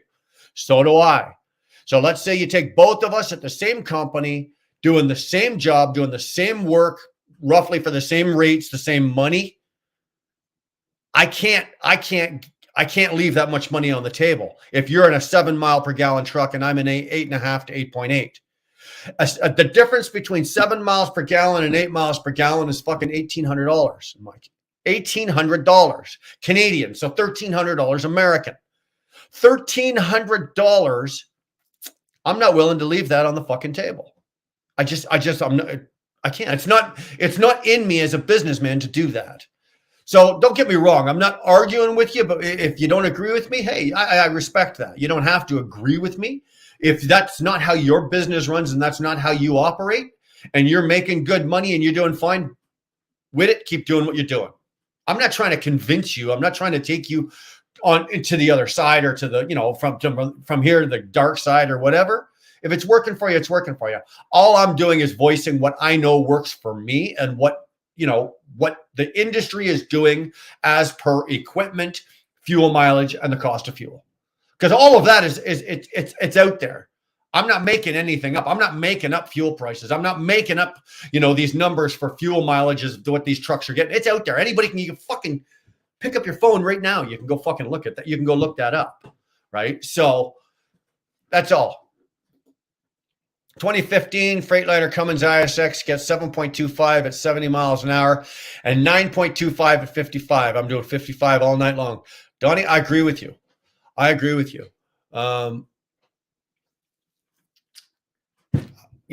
My truck is okay. Like I'll give you my numbers here. Okay. I don't usually do this, but the fuck. First of all, I'll give you the specs on my truck. Right. I've got the DD12 transmission. Okay. Automated transmission. I've got the, not the DD12, the DT12 it's called, right? DT12. I've got the DD15 engine, 15 liter. It is set at 465 horse. It is set at 1725 for torque. I have 308 rear ends in this truck. Okay, got long legs on it. My truck can run at again. I'll give you the RPM specs here. Okay, at 55 miles an hour, I'm running at just under 1,000 RPMs, and I'm getting about 9.5 miles per gallon, depending on where I am, or everybody don't, or what it's like, depending on where you're up and down hills, whatever. But let's just say on average, I'm running about 9.5 miles per gallon all day long, 55 miles an hour. 60 miles an hour, I'm just over 1,000 RPM. 65 miles an hour, I'm at about 11 and change. I myself, I usually got my crew set at about 63. I'm a 63 mile an hour driver with the rear ends that I have at 63 miles an hour. I'm usually 8.5 to 8.8, right? All day long. If I go up to at 70 miles an hour, I am at about 1375, 1350. At 75 miles an hour, I'm at 1500 RPM. So even at 75 miles an hour, I'm at 1500 RPM. I'm still getting 7.7 miles per gallon. 7.7 miles per gallon. I had to check just to double check the numbers. So even at 7.7, you're not doing great, but you can run. I can run down the road at 75 mile an hour if I want, and I'm still going to get 7.7 miles per gallon. I'm good with that. I'm good with running at 63. 62 to 63 gets me 8.5 to 8.8, coming up on 9 all day long. All day long. Oxy man, goddamn happy Easter, everyone. Thank you, Oxy man. Goddamn happy Easter to you too, brother. Everybody saying hi. So far behind, just kidding, still alive.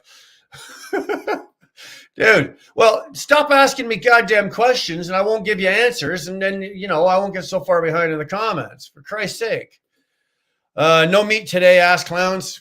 What the hell does that mean? No meat today. Oh, I know what you're talking. You're talking about Easter, right? You're not supposed to eat meat.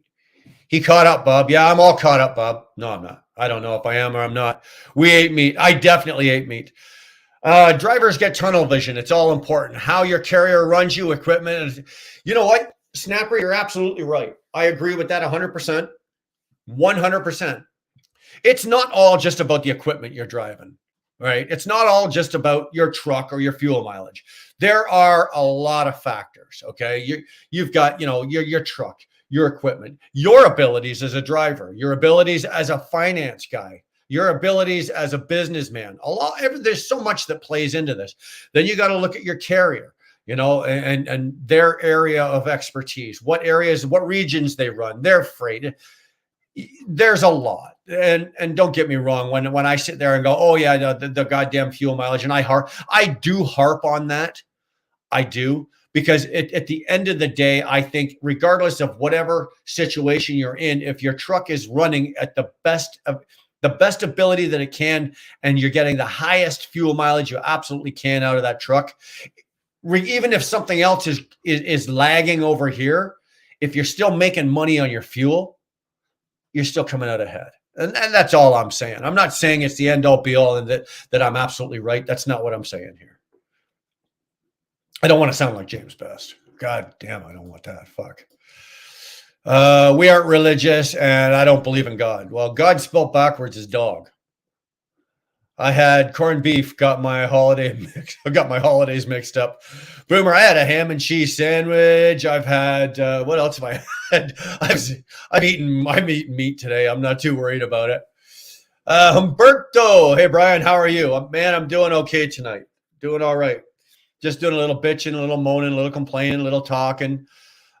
Freight Shaker Classic XL. Yes, sir. I have a 2024 International LT a few days ago. It is a beauty. It's one of those trucks you look at and you go, oh, shiny.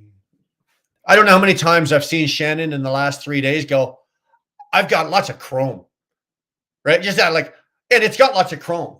She ends the sentence with, yeah, it's got Yeah, it's got the 12-speed. It's got the 12-speed auto. It's got 308 rear ends. It's got the X15 efficiency motor. Set it whatever horsepower, and it's got lots of chrome. It's always got lots of chrome. She's so proud of her chrome. I'm so happy for her and her chrome. True story, CB. Dar believes in cats. You got it. Dar, if there's a higher power, I figure it doesn't matter if you believe or not. That they won't be mad.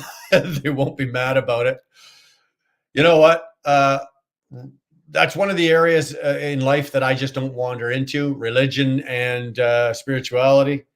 Everybody's on their own journey for that one. I'm sorry. I do not. That's one of those areas I don't doubt. I don't dare stick my pinky in that pond. No, you're on your own. So don't ask me my opinion, because he won't tell you. Mine might not be yours, Dar. Sorry. Don't have a clue. 69, my favorite number. Bob, mine too. I was born in that good year. I was born that year. 69 is a great number. I believe there is a higher power, and I talk to the universe. I don't believe in a magical man in the sky. Okay. Hear ya. No, for a fact, she doesn't answer to me. Although that piece of paper, doesn't it say love, worship, and abide or obey? I got to pull that piece of paper out somewhere. I know it says something in there, something about obey and abide and worship. Maybe not the worship part. But I think the other three are in there. I gotta double check that, guys. Shannon saying hi to Robert. Donnie Luke is in the house. Howdy, everybody. How you doing tonight, Donnie? Sorry, I've got a runny nose. Out of nowhere. I was doing fine until I started talking to you fuckers. Dar, I talk to myself. Robin, you'd talk to a fucking lamppost if it stayed still long enough.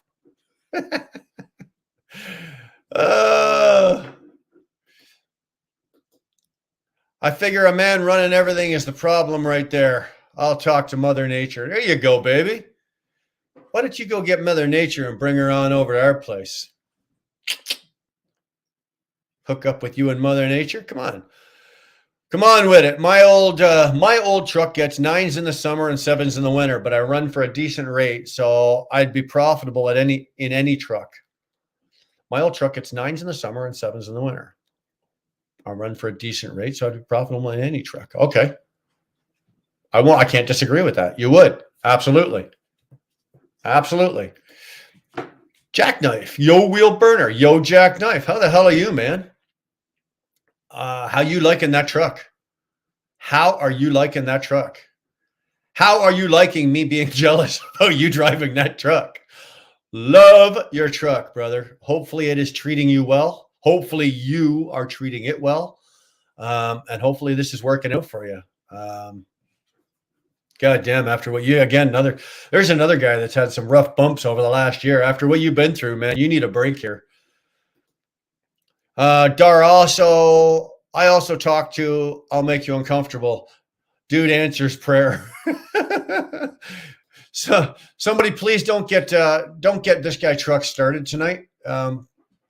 He's another one. You wind him up. It's just like, fuck, you can't shut him. You almost got to close the computer and just go, oh, okay, we're done. Shut him, just shut him down. Yeah, I know, Robin. You talk yourself on the daily. Brian, have you ever said what the fix was for the fuel issue on the tank? Ronald, it's never been fixed. It's actually happening right now. It's at Freightliner. And you know what? I have so little faith in that dealership. I didn't even ask them to fix it. Basically what happens is nobody's been able to figure this out. It's already been to this dealership a couple of months ago. They couldn't figure it out. They just changed the vent. Oh, we found it. Change the vents. Every airline, everything's done. Pickups are done. Everything's been done. 3 months is all I get out of it. Now, the guys up at our shop at ATS, these guys have done the best with it so far, better than any of the dealerships have. But basically now what happens is every couple of months it'll happen. Like it just started happening as I was coming back off the ice road. It started happening, so it's doing it right now. I'm going to take it up there. It'll take them 35 minutes. They disconnect all the lines, blow everything out, hook everything back up, and it works for 3 months. Don't know why. Don't have a clue. Ronald, we do not have a clue. Freightliner has no goddamn idea. Okay. If you've changed every single thing on the truck there is to change to do with the fuel system and nothing's working, what's the answer? I don't have a clue, and neither do they. So,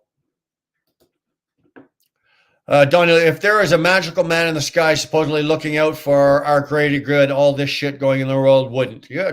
Donnie, I got to agree with you. I really do. Yeah, it hurts, but we're making money. Hey, you know what? Nevada, as long as you're, the roof's on, the roof's over your head, the lights are on, the bills are paid, Danny's happy and you guys are good, then that's all that's important.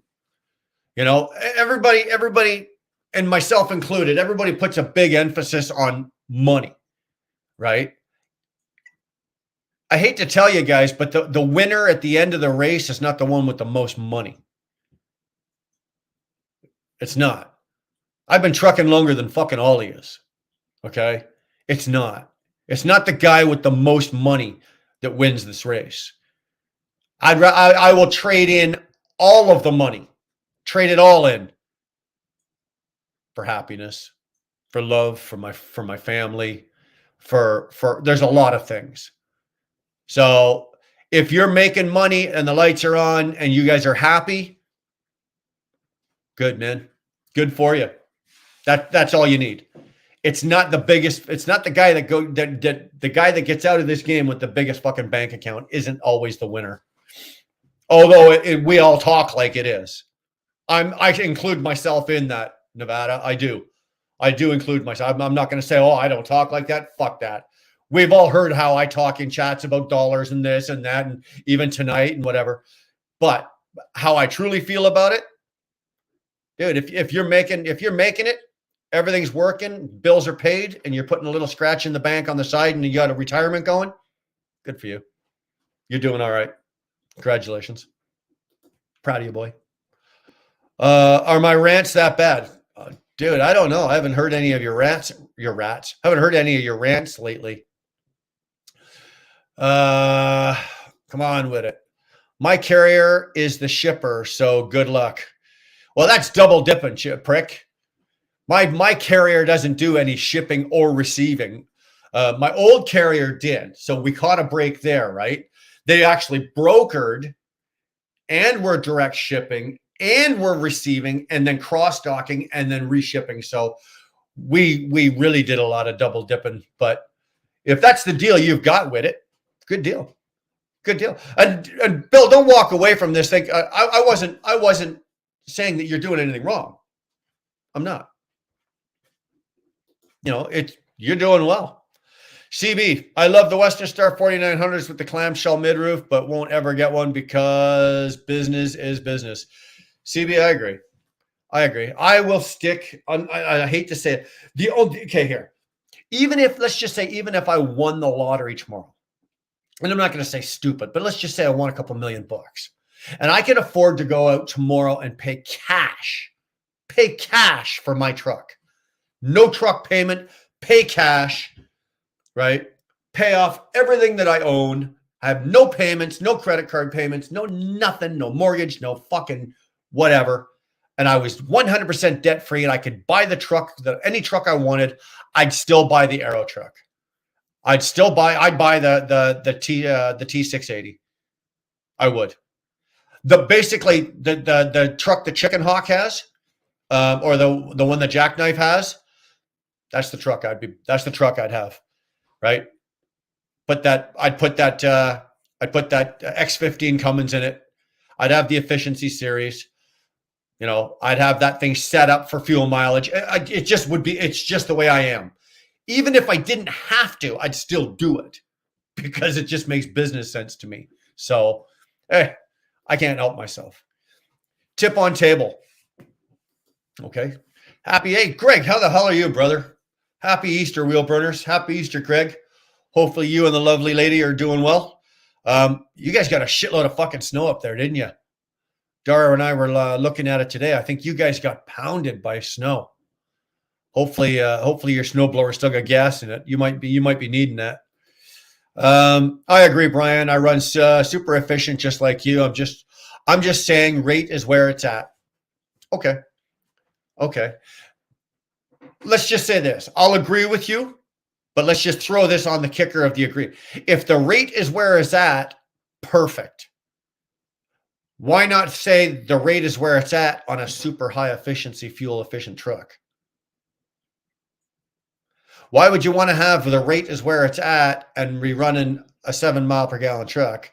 But if the rate is where it's at and you can get yourself, and you're making the good money because the rate is where it's at, so you're making the good money because of the rate, that means you could probably afford to put yourself into a 9 mile per gallon truck.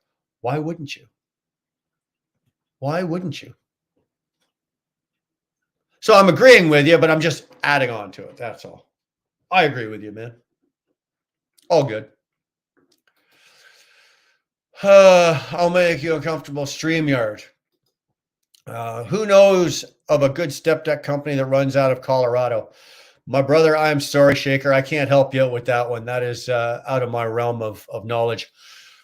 Come on with it. I'll cover the excess work. Here you go. You guys hook it up. Always leave a big tip for the ladies. Well, you bring in Mother Nature and Dar. Hey, what the hell? I'll leave a big tip on the table, like you said. I'm sick of trying to find dry van in the West. It doesn't exist. You know what? I'm lucky. I'm lucky right now. I'm with a company where I don't have to broker. I don't have to just dispatch myself. And I've set myself up this way for this time of my career. I'm not willing to go the way that Nevada had done it, or some other guys do it, or even like Whittet does it, or I don't dispatch myself. I pay, or I allow somebody else to dispatch me, and I just leave that off the table. Let them do it. Those days for me are long gone. I don't need the stress and I don't need the hassle, and I don't need the gray hair. It's out here. Freight shakers just got to know lane, and that's what I'm learning watching my dispatch work their magic. Yeah, I think that, you know what, Nevada, I think that was a smart move for you. It was. There's no reason saying that you can't step back, watch how somebody else does it after, take what you learned and watch how somebody else is doing it. And so take what you can pick up from them. Hey, you know what? A year from now, 2 years from now, take a swing at it. Take everything you've learned between what you already know and what you're going to learn off a dispatch. Take another swing at it. You'll be successful. No doubt. I have no doubt that you and Danny will be successful. West is terrible spot freight, but pretty decent on contract reefer to and from the Midwest. Okay. Yeah, but Nevada, I don't need the freight. I need the company. Then the freight. Hold on. Yeah, Nevada, I don't need the freight. I need the company. Then the freight, I'm an animal at finding good freight. I can't find the right lease. I'm trying to put all that together and understand exactly what you're saying. Where you at, Josh? Did they run out of Colorado? I'm going to email you. Don't answer on here. Actually, yeah. This guy Trucks is out of Colorado. I think he's out of Denver. He's down in the Denver area.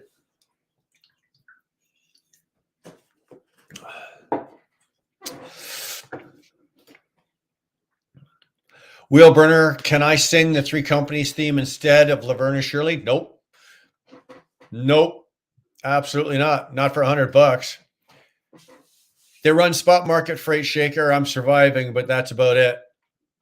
There you go. There's the man himself out of Colorado. Fish on Friday. Oh God, I don't eat fish. I just don't do it. My company lost the lanes I was running, making 3,600 miles a week, and they can't keep me moving. Now I'm losing my ass with 1,200 miles a week right now. Jesus Christ, shaker, really? The only thing I can say, because I can't help you in a lot of this because I'm Canadian, but we make ridiculous money in Canada running the East Coast. Maine, Connecticut, Jersey, Philly, New York, all the way down to South Carolina, right? It pays really, really well for us to go down there, and it pays really, really well for us to come back up into Canada. But I do know of guys that are, that are just running U.S. only. I know that Fate Trucking does really well out on the East Coast with reefer freight. There's a couple other guys that did do well on the East Coast. If you can drive the East Coast, it's not everybody's cup of tea. It's not. Okay, running through the boroughs of New York City, or even just running through, that part of mid New York State, New Jersey, if you can run those areas and you've got what it takes and you can do it and it doesn't bother you, you can make good money in those areas. I know that we do well, right? We do well. I wish I could help you more, bro. I really do. What the fuck? You can't say my name? Robin, are you talking to me? I don't think you're talking to me. You must be talking to somebody else. Come and knock on my door. Come on, what's the next line? Come and knock on my door. Come on. There's a lot of produce out west in the summer. Boomer is correct. And for Canada, we're going to start winding up and all the reefers up here are getting ready to start running Florida, right? So next couple of weeks what are we in April? Yeah, next couple of weeks we're going to start running Florida and Cali, right? All the reefers up here are going to start doing produce. They're getting all warmed up and ready to go. I'm going to email you and keep your I kept your last one. Quite hopefully, you can expect them to throw in another one line. Okay, there you go. Trucks, expect an email from Shaker. I'll be waiting for you. Now you got me singing it. Yeah, there it is. There's the next line. I'll be waiting for you. 1,200 miles a week. We would have done it if that happened on a regular. We would be done if that happened on a regular. We would. If I ran for $1,200 miles a week, oh my God. It doesn't matter if your truck's getting fucking 26 miles to gallon. If you're running, if you're doing 1,200 miles a week, no, not good. Not good at all. Ham sandwich. Bob's eating a ham sandwich. I had a ham sandwich today, Bob. Ham and cheese. I don't even put butter on it. I put mayo on both sides instead of butter. And then I put mustard on one side. And then I put my ham. And then I get fresh cracked pepper on the mayo side, right?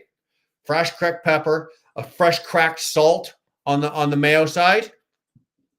Fresh, or not fresh, but old cheddar cheese, like old cheddar, like a block. Slice that, put that on top, and then you close them up, cut it in half. Best sandwich you've ever had, man. Best sandwich you've ever had.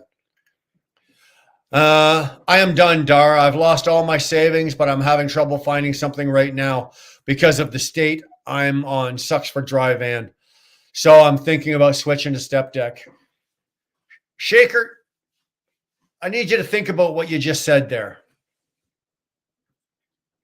What's the first three words of what you just said there? I am done. Dude, if you're done, what are you doing? What are you doing if you're done? I'm not telling you to hang it up. That's not what I'm saying. But if you're to make a comment like that, oh, Jesus Christ, I'm done. If you're getting 1,200 miles a week and you're done and you've already blown through your savings, you've lost all of your savings,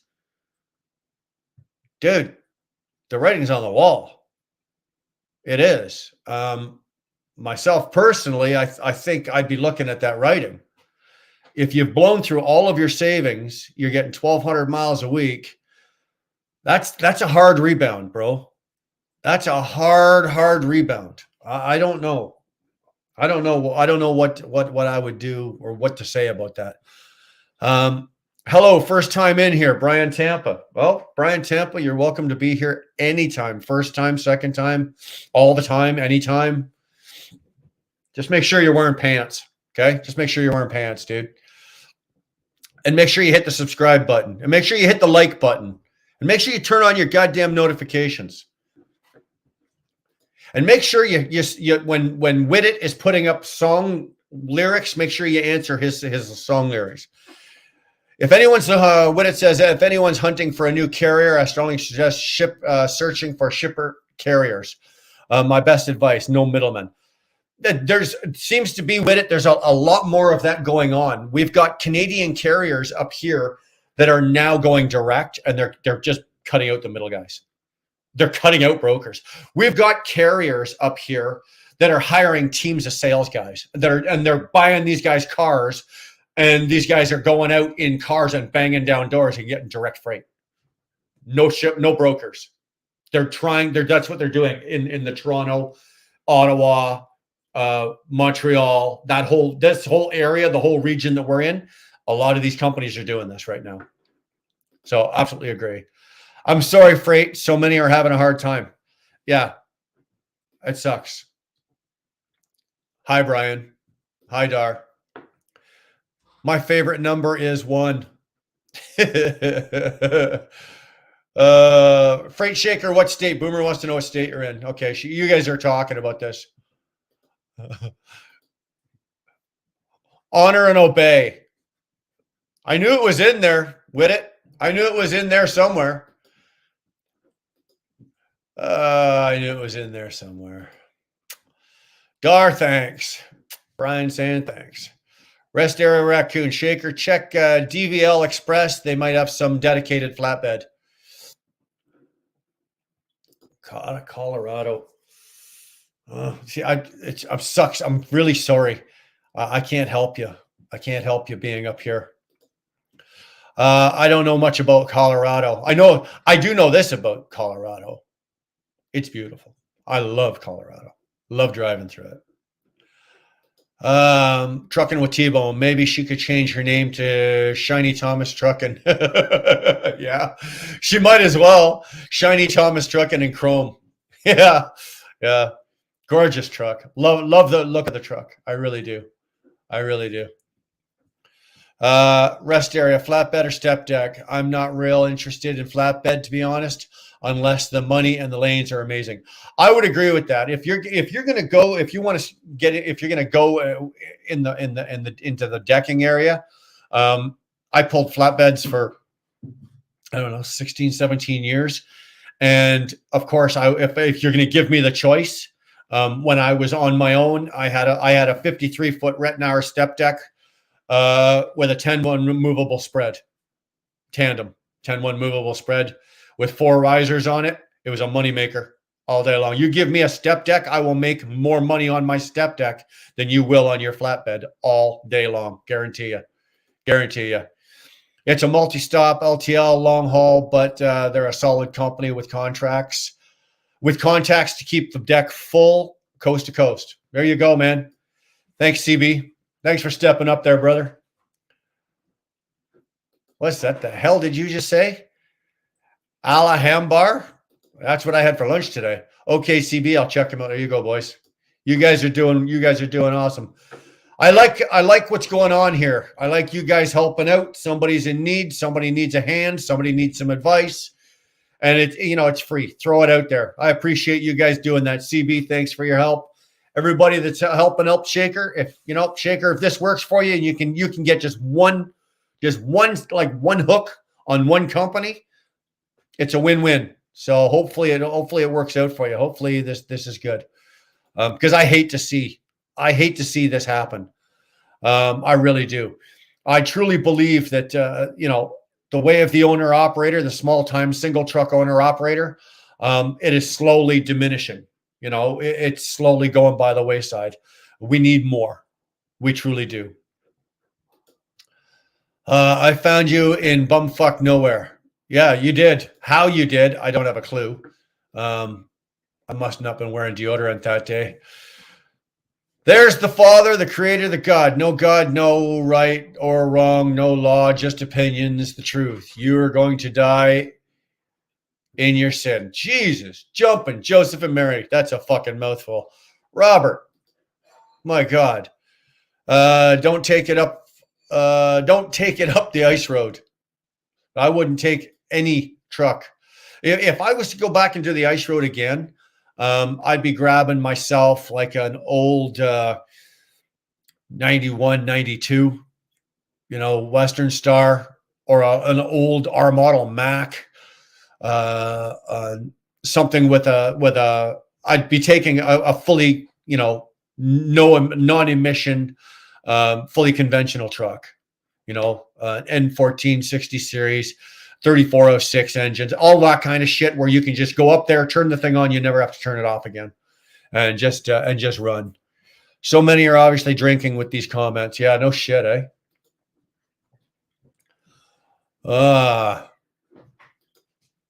Whale burner's getting sappy. Oh, knock it off. I'm not getting sappy.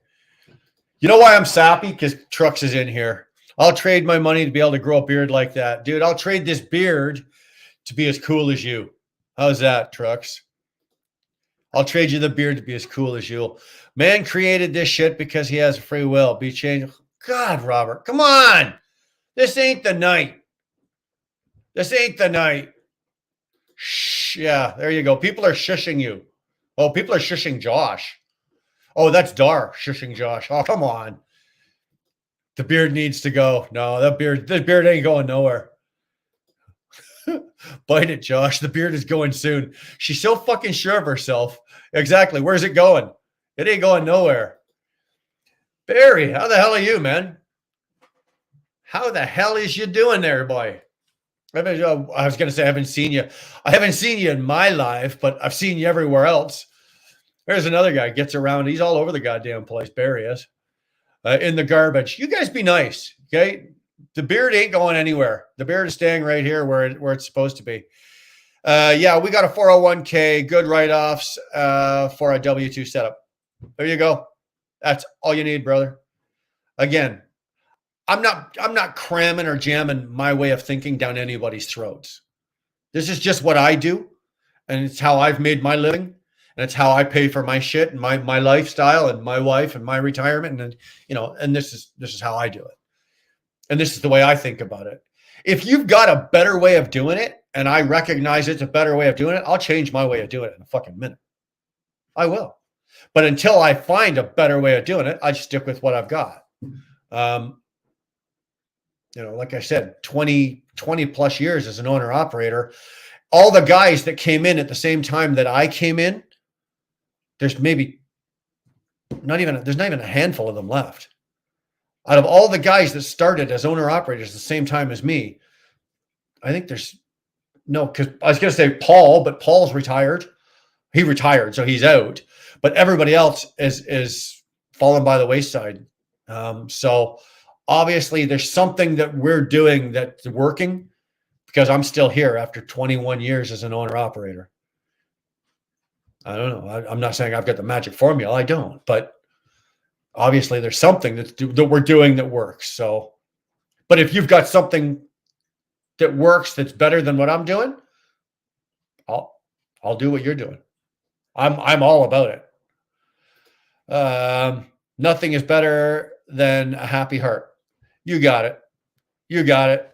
Umberto, I absolutely agree. Nita's cooking show. How you doing, Nita? I haven't seen you around in a while. There's another one. I'm subscribed to your channel, but I don't get the notifications on you, and all my notifications are turned on. So shave it off and mail it to me. I'll glue it to my face. Yeah, fuck you, Will. You probably glue it to your ass and then take a picture of that. I call bullshit on that. Umberto got it. That would be hilarious. Well, the beard ain't going anywhere. I don't care. You guys, this is one of those areas and one of those times. I don't care what my wife says. Okay. It's just not happening. The beard's not going anywhere. And she can sit there and in the comments all day long. Oh, yes, it will. I'll wait till he's sleeping. She touches this beard while I'm asleep. She's putting up a good talk, but it'll never happen. She would never shave this fucking beard off. Better be beard hair, Dar. If you send pubes, I'm going to be there.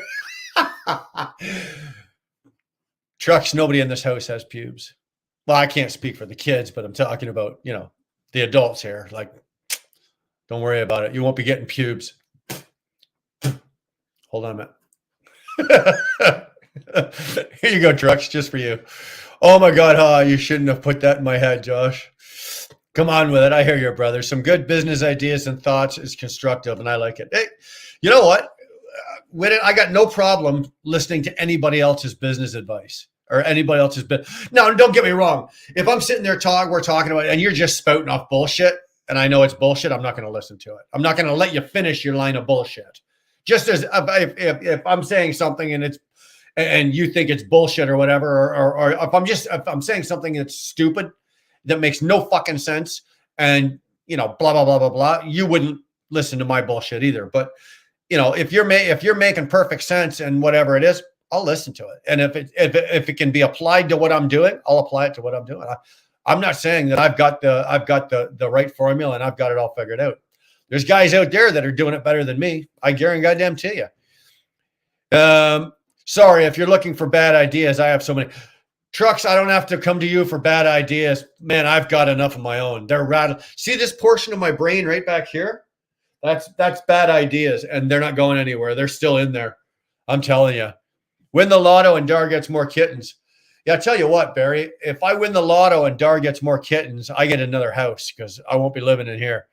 I thought this was an OnlyFans channel. Well, you got to pay up there, Red Hawk, for that. I see, Whittit's the only one that's getting the special treatment tonight. He gets the side show after the show. You ain't getting shit. I don't see any little red circles up there with your dollar values in them. Sorry. Some bad ideas are a good idea. Yeah. Just ask Dar. I'm full of good, bad, good ideas, or good, bad ideas. That's what I want to call. I'm wondering if the carpet matches the face now. No, it does not.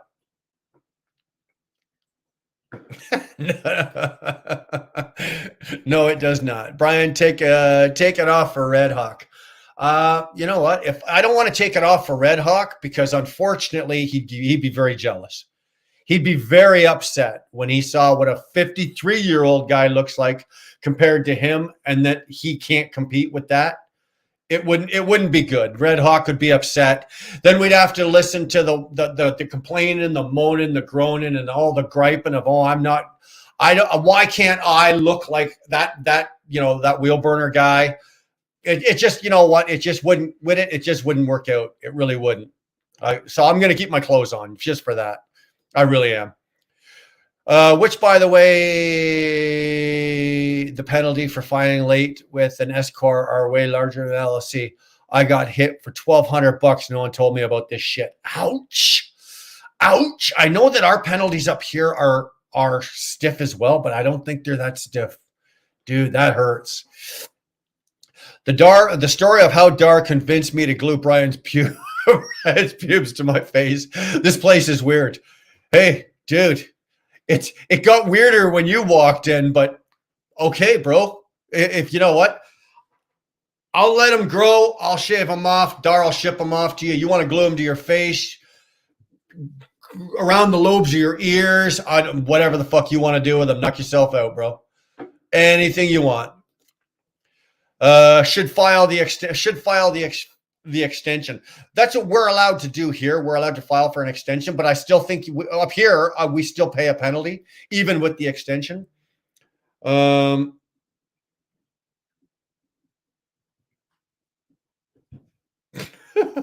off, Dawn. I just got.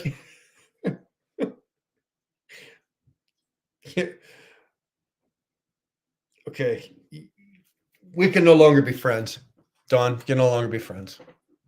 You're fucking. Thing is, Josh, his pubes aren't white like his beard. No, they're not. Unfortunately, the only thing that's gone gray is the beard, and well, most of the hair. I got a couple little, but other than that, everything else is still in color. Well, actually, no, the chest hair is starting. I'm getting the salt and pepper through the chest hair, but like I said, we're not taking the shirt off to show you because it's just too damn sexy for Red Hawk. It wouldn't be good. You know what? No, actually, the end result would be he'd be over on OTJB fucking going, that goddamn wheel burner. What a son of a bitch, man. He took off his goddamn shirt and he was showing me what a fucking hot looking 53-year-old guy looks like. I can't handle this. He'd be calling James going, you need to talk me off the ledge. You need to talk me off the ledge, James, because I can't take it anymore. So I'm just not going to do it. I won't do that to another guy, especially somebody like Red Hawk, who I respect. I just will not do it to him. So, Dar, does he dye his pubes? No, I don't dye my pubes. Got my answer. You guys are investing way too much time and energy into my pubes. Really, I'm telling you, way too much time and energy into my hair, the drapes, the curtains, the fucking what next? The siding? Come on, guys, that hurts the real resale value. Dar, fuck off. It's a late fee. Doesn't matter if you file an extension, because I did and still got charged for every month past April. Yeah, that's pretty steep, man. $1,200. I never missed your original comment, but just found it. Yes, 2022. Okay, you guys are now. We're talking taxes. Woo! Look at that. Active shooter on the University of Oklahoma. It's happening right now. Tyrannus? God, I hope not. The last thing the Americans need splashed across fucking CNN or Fox News is another goddamn fucking killing, an active shooter. You guys just don't need it. Yo, to you, Brian, don't eat that much chocolate eggs. Humberto, unfortunately, it's like cocaine to me. Chocolate, not fudge. My daughter Brianna came in today with some really, really, really good fudge, but unfortunately it was just even, and I like fudge, but it was so sweet. It really was. And I couldn't eat it. I had a little piece of it, but I couldn't eat it. But milk chocolate, that's a whole different ballgame. I can eat milk chocolate all day long. All day long. Oh, sorry, I missed that. Bob, I love Wheel Burner. You know what, Bob? I love you guys as well. I appreciate every one of you. I like the fact I love what you guys do out here. I love that, you sit around and you'll shoot the shit with me. Like I said, I didn't come on here with any agenda. I had nothing. And, here we are just shooting shit, talking trucks, talking taxes, talking pubic hair. Fuck. I think, man, when I go to bed tonight, usually when I get off tonight, but usually when I finish one of these lives, it takes me, Dar's usually asleep by then, but usually I wander around the house. It takes me a while to turn my head off, right? Because there's a lot of conversations. My brain jumps a lot all over the goddamn place doing these. And it takes me a little bit to turn my brain off. But I'm really liking this tonight. I got no agenda tonight. I got nothing going on tonight. You guys are leading it.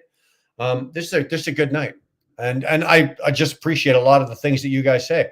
I can also appreciate you guys being patient with me sometimes when I ramble. I go off and start talking, and then next thing you know, it's like Shannon's truck. Oh, shiny, and off Brian goes that way. So, I appreciate that. Appreciate your patience. I'm sorry.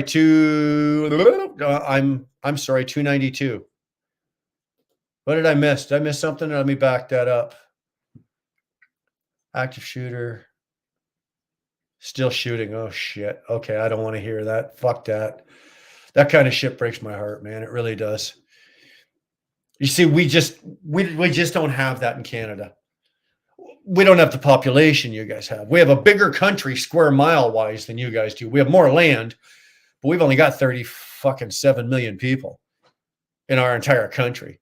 You have more people in the state of California than I have in my entire country. So we don't have that kind of, we don't have those kind of things happening. I agree, Brian. I'd get a 9 to 10 mile per gallon truck, but mine's decent at 8 and paid for. My next truck, I'll go with 9 mile gallon automatic, with an automatic, because I look at the truck as a tool only. I'd drive a Yugo. With it, I agree. It is strictly for me. It is 100%. It's a tool. Do I want to be comfortable? Of course I do. Come on. So do you. We all do. You want to be comfortable. But do I have to demand the optimum amount of premium comfort? And to get that, am I willing to sacrifice, 9 miles per gallon for 7.5? No. I make no bones about the fact that I drive a Cascadia. It's a Freightliner Cascadia. Is it a fucking Kenworth T680? No. Is it a 389 Peterbilt, luxurious as hell and comfortable? No. Do I have those comforts? No. Does my Cascadia make up for it in other ways? Absolutely. Is it a fair trade for me? Is it a balance for me? 100%. 100%. The days of having to, for me, was 20 years ago, where I chromed out every single truck, had chrome on the inside, had hardwood floors, had all of those days for me it's a tool bill. Just like you. It's you walk onto a fucking construction site and you see guys with hammers, they're tools. My truck is a hammer. That's all it is. It's a 9 mile per gallon hammer. Only I could talk myself into buying a guy's pubes on YouTube. I'm so good at business, dude. You're rocking it tonight. Man, we haven't even got to how much you're willing to pay for them. It's all about the money, buddy. All about the money. Red Hawk, sorry. When you guys do certain things here, it doesn't show up on StreamYard. What do I get for $1.99? I don't know, for $1.99. So $1.99 American is what? That's $2.95 Canadian. So let's round that up for $3. So Red Hawk, what do you get for $3? I don't know. Hold on. Let's see. You get maybe some armpit hair? Little armpit hair? How's that for sexy? Yeah? No? Okay. How for $3? Get a little belly. How about a little belly hair? Right? There you go. There you go. If I pulled it up any higher, you'd see the 6-pack, and we don't want that to happen. We just don't want that to happen.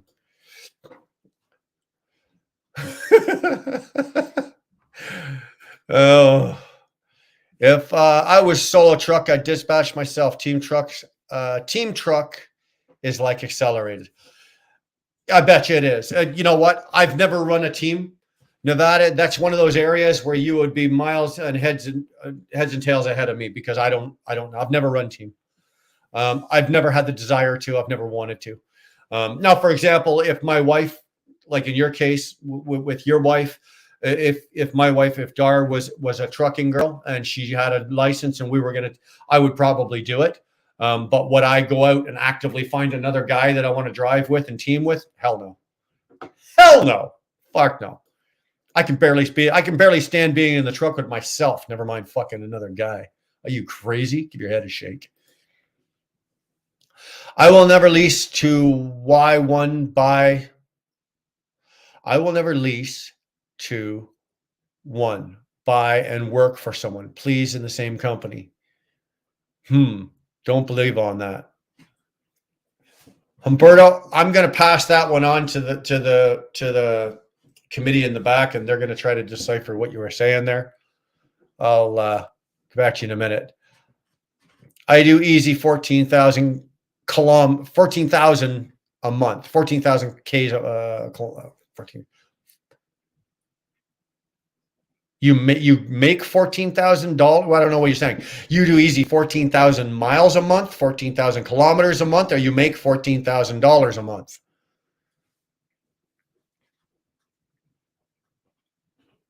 All of which are pretty good, but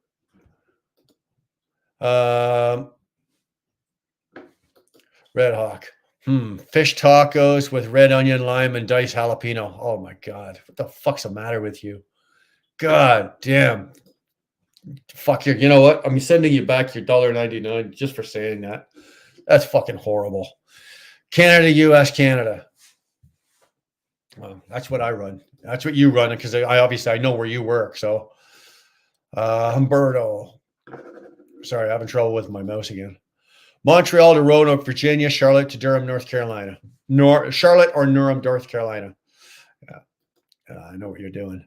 Reefer into Hunts Point is where the cash is. Reefer into Hunts Point is where the cash into Hunts Point. But where are you coming back out? Where are you going back out to, CB? Retta, Dar, it is. DIY.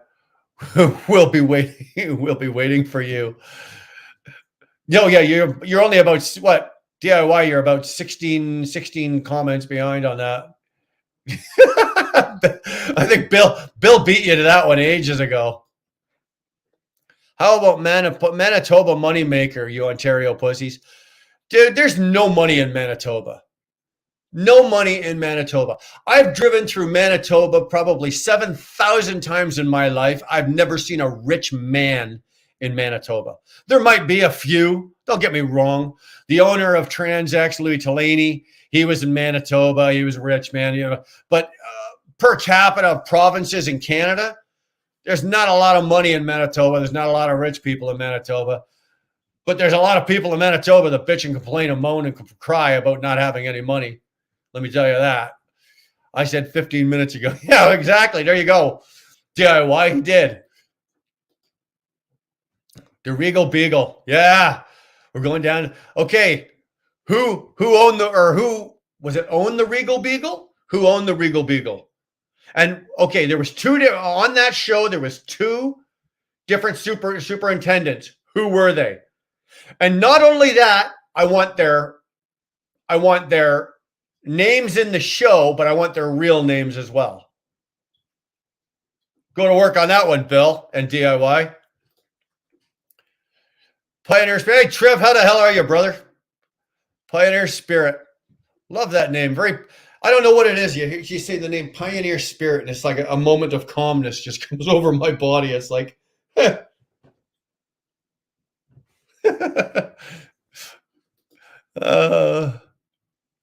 shout out Mr. Finley, old pervert.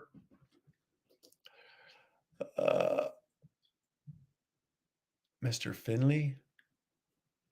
1,200 miles in dry van depends on your cost. It's not about the mile. It's about your overhead. No, you're right. Nevada, you're right. But I'm a mileage-based driver, right? I run on a flat rate of X amount of dollars per mile. And then I have a fuel surcharge that is lapped onto that. We take it as a percentage, and then it gets converted into a dollar value. So for here, I'll give you an example, okay? I make from the company a flat rate of $1.50 a mile, okay? Excuse me. But then I get 100% of my fuel surcharge. Now, last week, my fuel surcharge, or I don't know what it was last week because I didn't work, but the last week I worked, my fuel surcharge was 81.6%. Let's just say 81%. Fuck the point, okay? Now, when I convert that 81%, that comes out to $1.44, $1.45 a mile. So I take the $1.50 and $1.45, put those together. What does that come to? Okay, that comes to $2.95 a mile on all miles, including empty miles. So I make $2.95 a mile on all miles, loaded or empty. So if I'm running 1,200 miles, there's a big difference between running 1,200 miles a week and running 3,400 miles a week. So on 1,200 miles, you know, you better, like I said, your truck better be getting you fucking 9 miles per gallon, right? On 3,400 miles, okay, you can run with a 7 mile per gallon truck and still make good money in your pocket. Myself, I make $2.94 a mile on all miles. And that depends because fuel goes up, fuel goes down. If my fuel surcharge goes up, say it goes up to 84, 85%, but then it could go down to 78, 76%. So, you know, you in any case, you better have a fuel efficient truck. But that's the way I prefer to do it, because at the end of every single day, I know to the penny how much money I've made for every time my wheel is turned, loaded and empty. I don't have to decipher. And it's a lot. Neither do you, Kyle. You can do the same thing with the way you run it, and you know exactly how much money you made that day. My way is a lot easier. Okay, I ran this amount of miles, and this is how much I made a mile. This times this equals this. This is how much money I made, right? That's how much I grossed. Then, of course, I spent this much in fuel. You know, you've got your fixed cost. That all is part of it. But the way I do it, that's just the way I do it. We have to wear pants to be here. Block me, dog. Well, I'm not wearing pants. I'm wearing shorts, but I'm not wearing pants. You can wear shorts. Wait, we have to wear pants? Oh, yeah, you guys are fucking hilarious. Barry Harvest and Mr. Furley.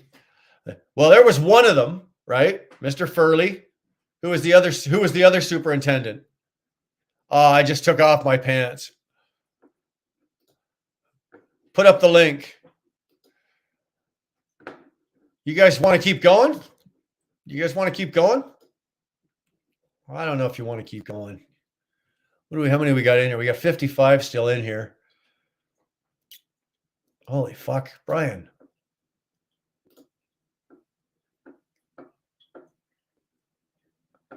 Are you shitting me? Look at this. You guys are okay. I just came to the end of the comments here. Fuck. Sandwich request 321 joking. Thanks to this British guy. Thanks to this British guy named Robert. I had to buy. I got so far behind. It's just impossible to catch up.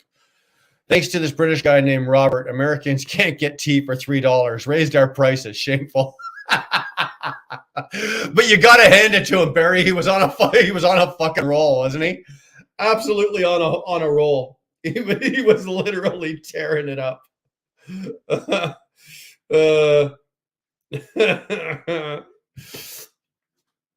right. Okay. I think we'll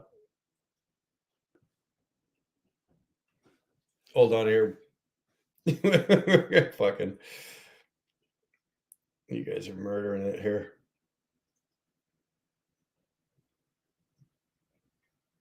Hold on.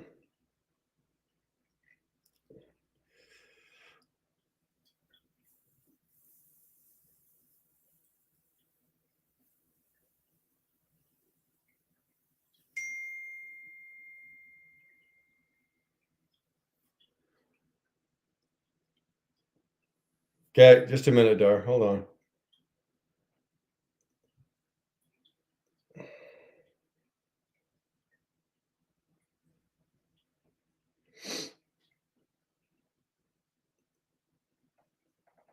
Well, that ain't working. You guys are gonna have to rely on Dar to put the link up because it's not working on my thing here.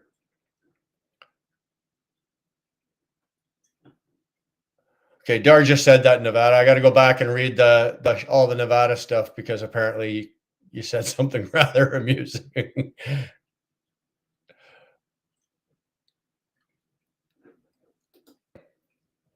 Brian, go downstairs and punch Dar in the cunt. Throw some twisting nipple action while you're at it, and tell her to quit being lazy.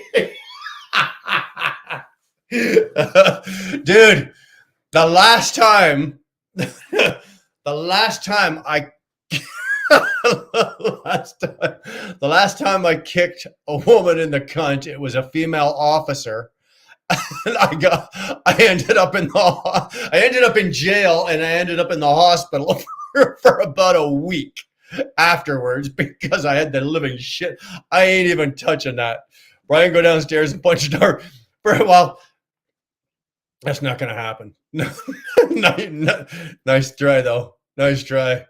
Tell you what, Nevada, if you leave your sidearm at the fucking border, you come on up here and you kick her in the cunt or you punch her in the cunt, I'm sorry, bro. Money's on her.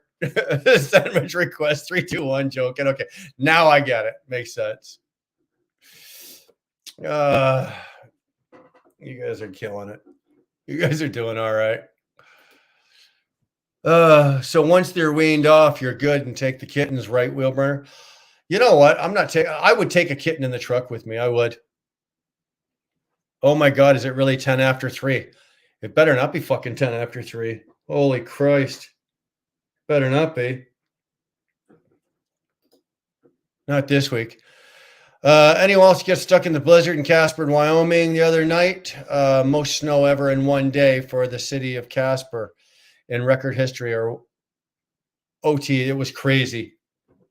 Dude, I'd love to say that I was caught in the snow, but I haven't been driving.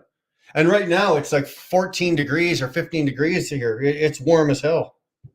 I can't say that I've got it.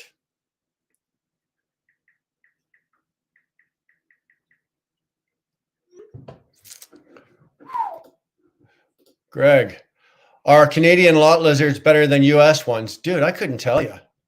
Grogo, I couldn't tell you. Don't have a clue. Don't have a clue. The last lot lizard that banged on the door of my truck almost got fucking killed because my wife was in the truck with me when she did, and she almost lost her life.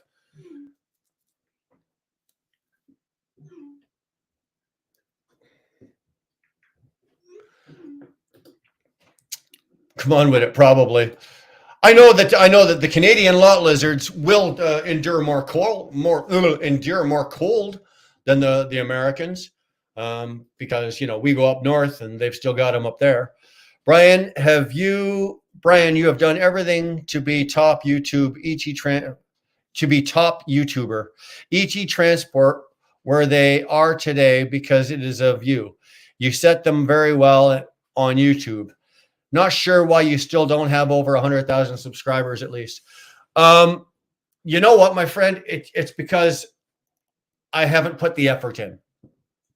It's not like I really have been trying as hard as I probably could. I've got when I was at ET Transport and I was working for their channel, you got to remember they had professional videographers. Like, we weren't walking around with our phones and cameras, filming ourselves. They had professional, they've got two of them on company salary, two professional videographers. And that's all they do is they make videos. I would do a 15-minute video for you guys, right? On an ET channel, on an ET video. But that video there would probably be an hour worth of footage shot. And then they go back into their studio and professionally edit it. Not like what we do here with our laptop here and do our editing. And they are way beyond that. We're talking these are university educated editors, and they're being paid university educated editor money to do this. And we're all mic'd.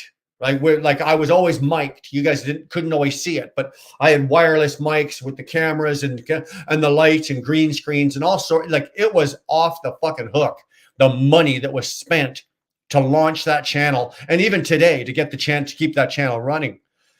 They spend probably most of what they make. Now, I know that channel's over 100,000 subscribers now, so I can't tell you. I don't know how much they're making every month. But I don't have that kind of energy and I don't have that kind of time. And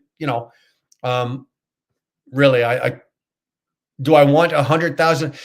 Once you've got 100,000 subscribers, or say 150,000 subscribers, you almost have to stop trucking, or you have to knock out a certain amount of time in your life and devote it to that. Right now, I'm just, I'm not really willing to do that. I'm content. I don't know what I've got. I think I've got 7,800 subscribers, and it's funny because my channel, I'll get 3, I'll lose 2. And then I'll get 5 and I'll lose 3. Then I'll lose 5. Then I'll get 2. What? I guessed. Go what? I'd guess. Hold on. Blank. Hold on a second, guys. Blank.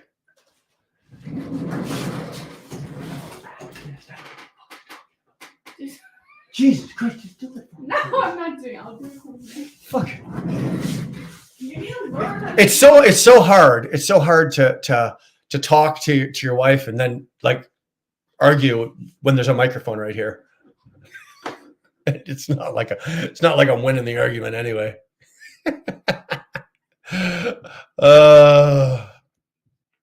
So yeah, it's just again, like I said, you look at any of the big channels, look at the Asian Mai, right? Look at the work that Alex is doing now. Any of the big channels, they devote a lot of time, a lot of energy. If I really wanted to, and I might still, there's a couple other ideas that I have that I might go in certain directions with the channel. And if that be the case, I might try and push it a little harder. But, if I could get this up, 25,000, that'd be good. That'd be good. I'd like the channel to get to the point where it's supporting itself, right? Anything that I want to do for the channel, I don't have to reach into my pocket to pay for. So if I can get to that point, I'd like to do that. I would. We're not there yet. Some months are good. There are some months where the channel does pay for itself, but there are some months where, whatever, there's a couple of dollars here, a couple of dollars there. I'll be honest with you, a lot of the money that we get on our channel is from the generosity of like things like tonight, like Widit, Red Hawk. Brit has always been a big supporter, throws money at our channel to help us out and keep us going. It's usually through you guys that have done that. The channel doesn't make a whole lot of money through advertising or any of that kind of shit. And I don't actively go out looking for promotion, right? Trying to promote or do any kind of advertising or anything like that. I don't actively do that, but whatever. ET is horrible. You know what's wrong with young truckers? They want to be paid for their work. They need to take lower wages and understand business. You know what? You just may not be too wrong there, trucks. I rolled through Wyoming the next day, a bit slick and windy at Elk Mountain, but manageable. Yeah. Well, dude, I'm glad you're all right. Being Canadian, believe me, I've seen my share of snow. I see my share of snow every winter. I'm not one of those guys that's squeamish about going across mountains in the winter. I do it. I got no problem with it. But you better have your ball screwed on tight, and you better know how to do it properly. They edited out all the colorful language, most likely. Barry, it's not that they edited it out. I just didn't use it. The occasional shit would be acceptable to stay in, depending on how I was using it. But there was no F words, no cunts, nothing like that. All of that, of course. I just didn't say it, so they didn't have to edit it out, but it was edited. It's heavily edited. So, the only good thing I did like about it, out of all of the people, all of the I don't know what you want to call them, performers, I don't fucking know. Out of all the personalities that were on the channel, I was the only one that was allowed to pick my own topics. Anything that you saw on any videos of me that you saw on that channel were mine. They would bring ideas to me and go, hey, what do you think about this? I'd go, great. And if it was good and I wanted to do it, I'd use it. If I didn't, then I wouldn't. But everything on that channel that was done was mine. I put up, or I brought the idea, and I was the only one that wasn't scripted. Everything that you saw when I was on ET was like this. It was just off the cuff. I would occasionally, depending on what I was doing, if I was talking about something like engines and displacements and technical shit, I might have a small note with, let's say, numbers jotted down or something. But other than that, I was the only one that wasn't edited. I wasn't, and they were all my own subjects. And for that, I was actually quite proud of. And if you go back on the channel, I'm not saying you should, because why would you? Because you're here now. But if you go back on that channel and you look at their top 10 videos, is it top 10? Top 10 or top 15 videos? No, if you go check out their top 15 viewed videos, 10 of them are mine. Some of them are well over 1 million views. God, I wish those were on this channel. I wish those were on this channel. Holy shit, eh? So, okay, there you go. Who wanted the link? It's in there now. thanks to the one and only magnificent Dar. Those mountains of fear in the mountains, like, fuck, what am I doing? Only last so long, exhilarating. Nevada, you're right. You know what? I'm more of a sightseer when I go through mountains now. I really am. I still enjoy going through the mountains. I'm not crazy about doing it in the winter, but if you know what, you take your time, you do it right, you make sure you're safe. I'm a sightseer. I love going through the mountains, and I'm like, I look at everything. Love it. Absolutely fucking love it. Excuse me. There you go. Of course, I mean in adverse weather. Wow. If you want to drive, you drive around in adverse. The only time I will shut my truck down is if I got to throw chains. Now, I believe me, I threw a lot of chains up on the ice road. Okay, I was on and off with chains all the time. I'm pretty proficient with it. I'm pretty on and off pretty quick, no problem. But do I want to be throwing chains to go over the sisters? Not really. Do I want to be throwing chains to go over the Coca-Cola? Not really. If the weather's that bad, I'll shut it down. Watch this. The first words out of his fucking mouth. Watch this. The first words out of this motherfucker's mouth, it's going to be an old man comment. Watch this. The first words out of my mouth will be, "You're lucky I'm not standing up because I'm not wearing pants from the balls down." Yeah, it's all bad. Like I needed that fucking visual. I just wanted you to know. Thanks, wanted Trucks. you to know. Thanks, You're welcome. Trucks. You're welcome. How are you?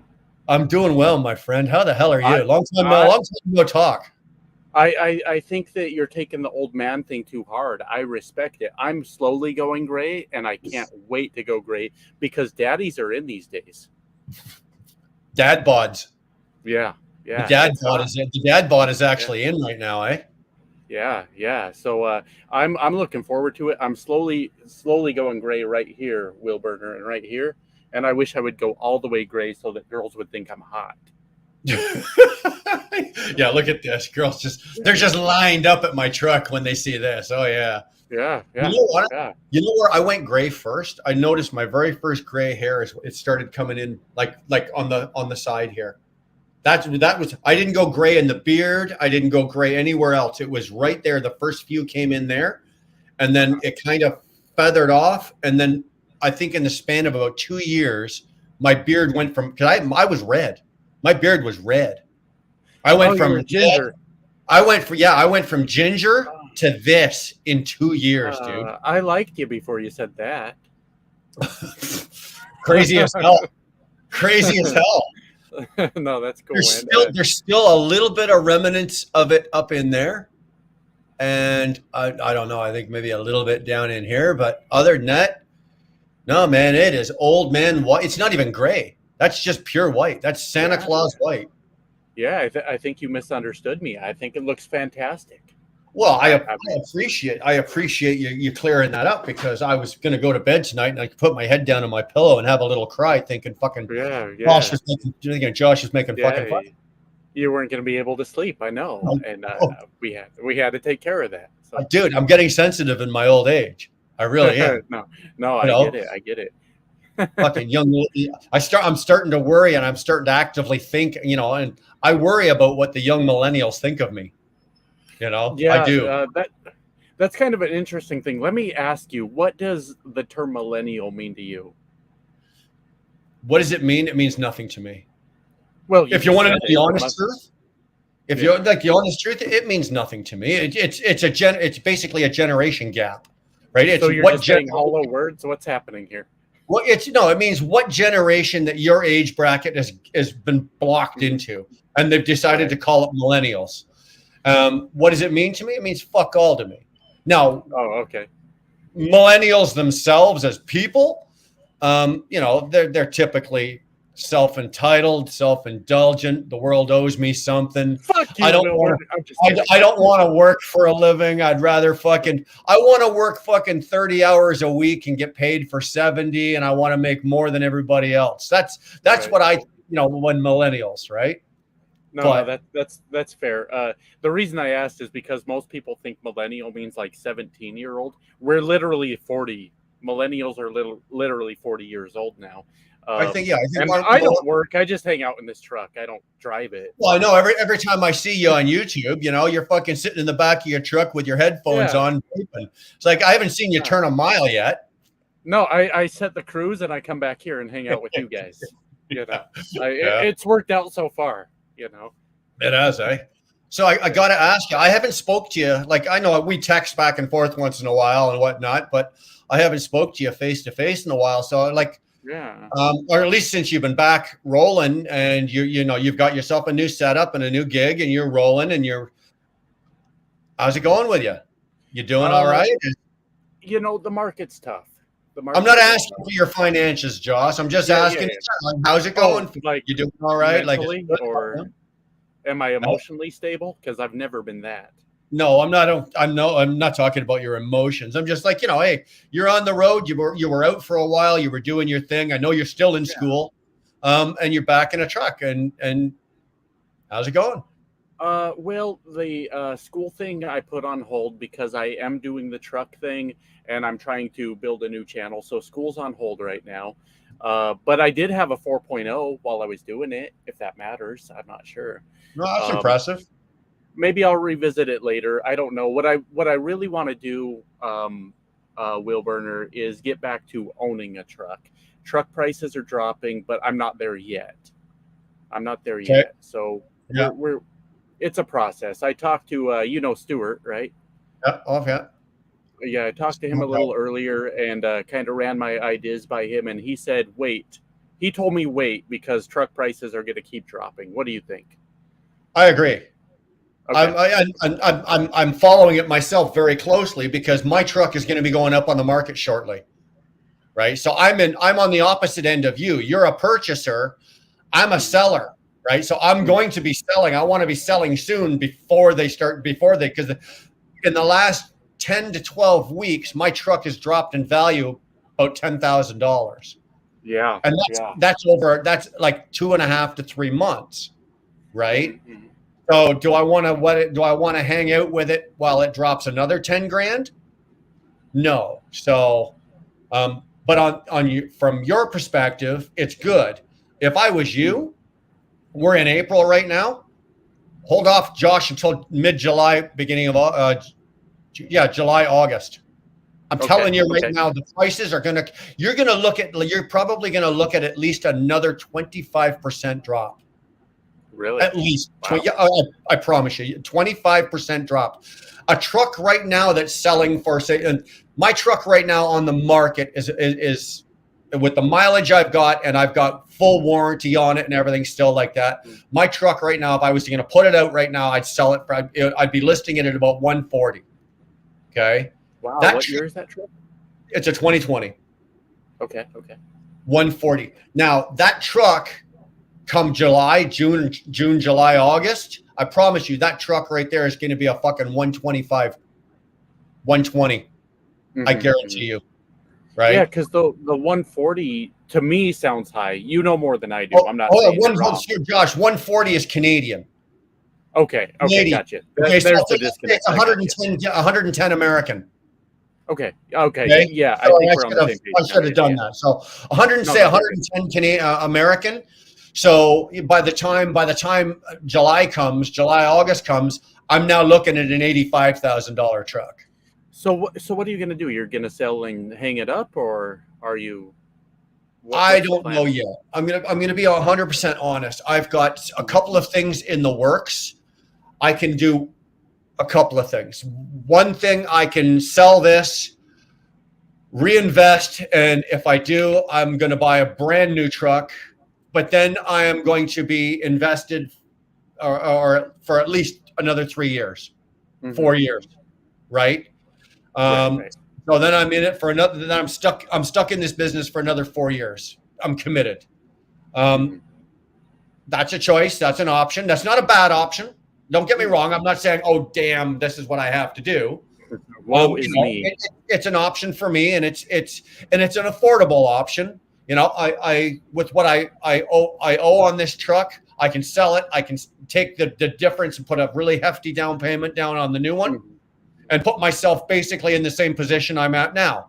A very small payment over 4 years, right? And I'm good.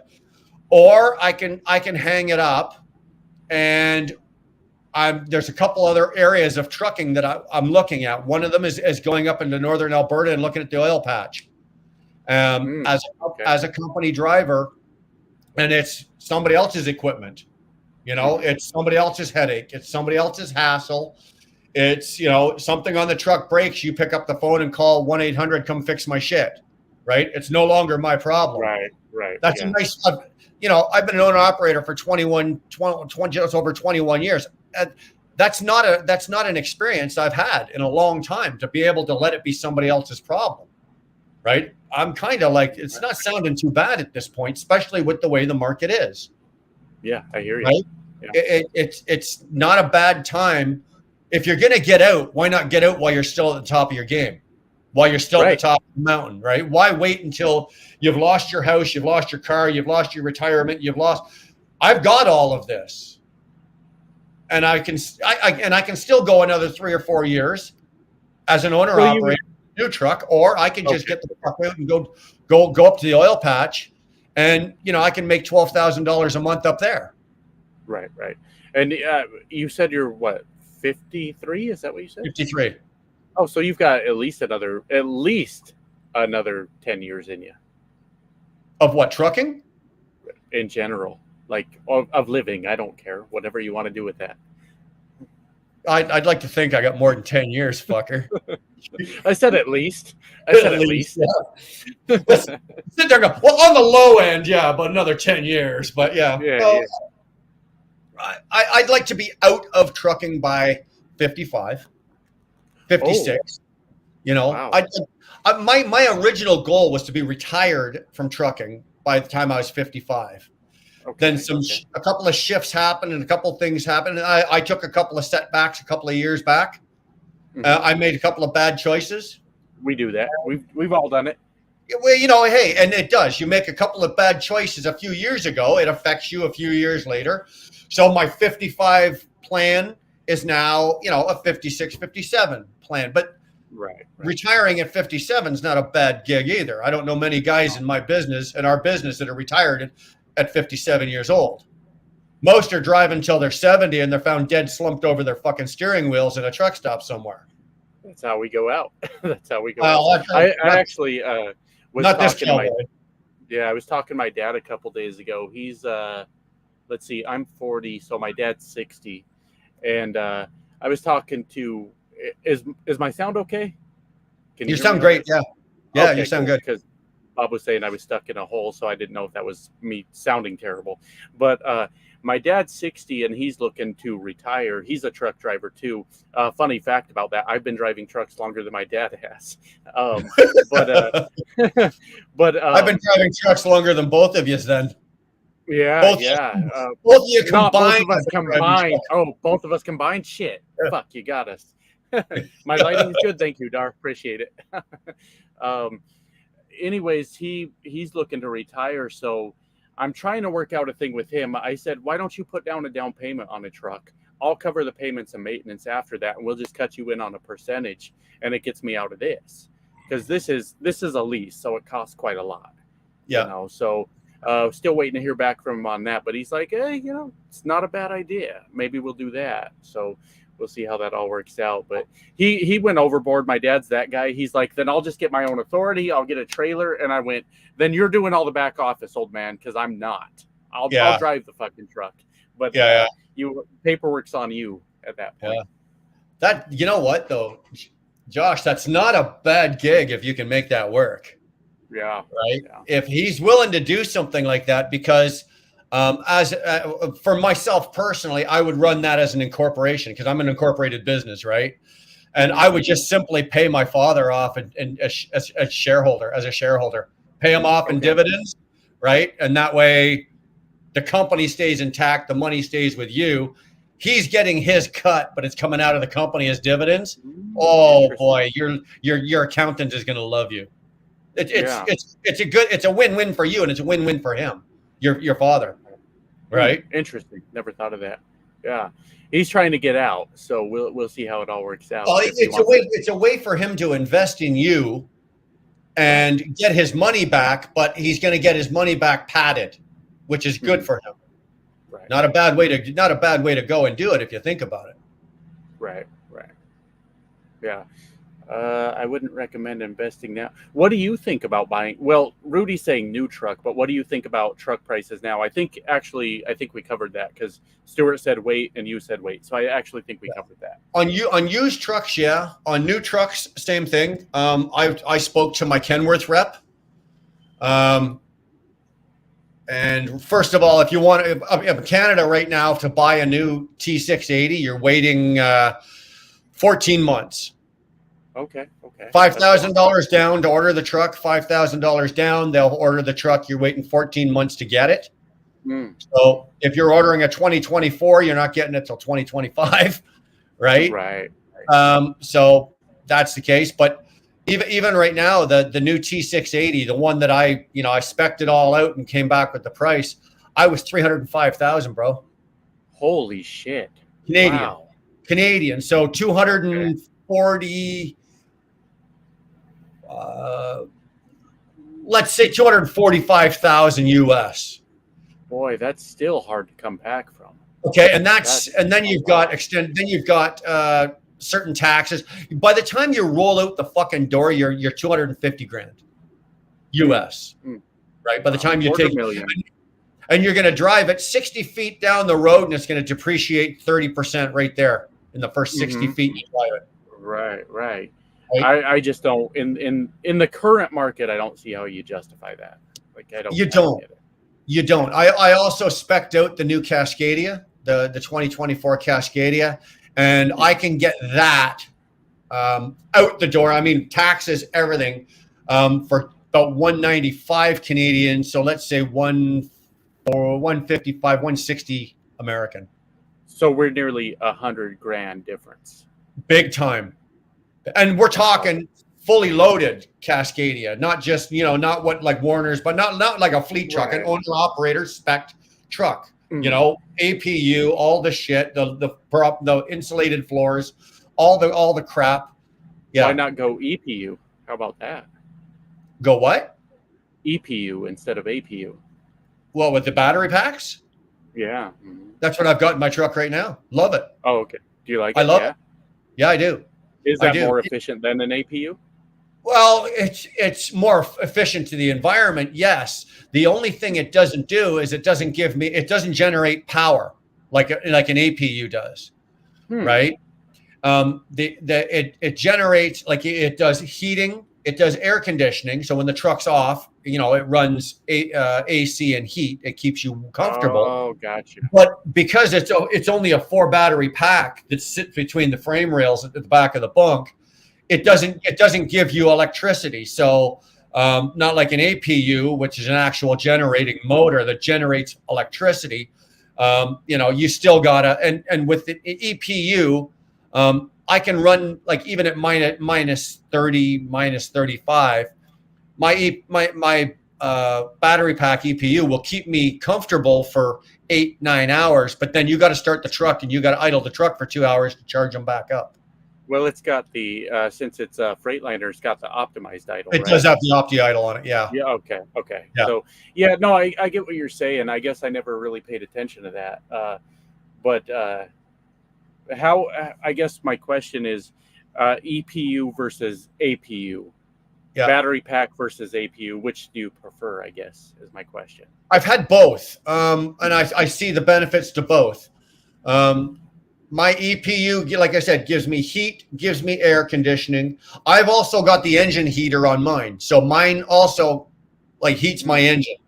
Right. So if it's below freezing, I turn the key on my truck and my engine's already at 140 degrees, 150 degrees. Now you can get the same thing with an APU, right? It warms your coolant and keeps you. If you can live without having the extra needing the extra electricity, I would go with the battery packs. I got no problem with it. I got no problem with it. It's quieter. Oh, I had one. Yeah. Right? You don't have a motor running. You don't have now. Don't get me wrong. I think the one that Nevada's got, he's got the green APU. Green. Yeah. Yeah. Those things are quiet, man. Those things are quiet. It better be.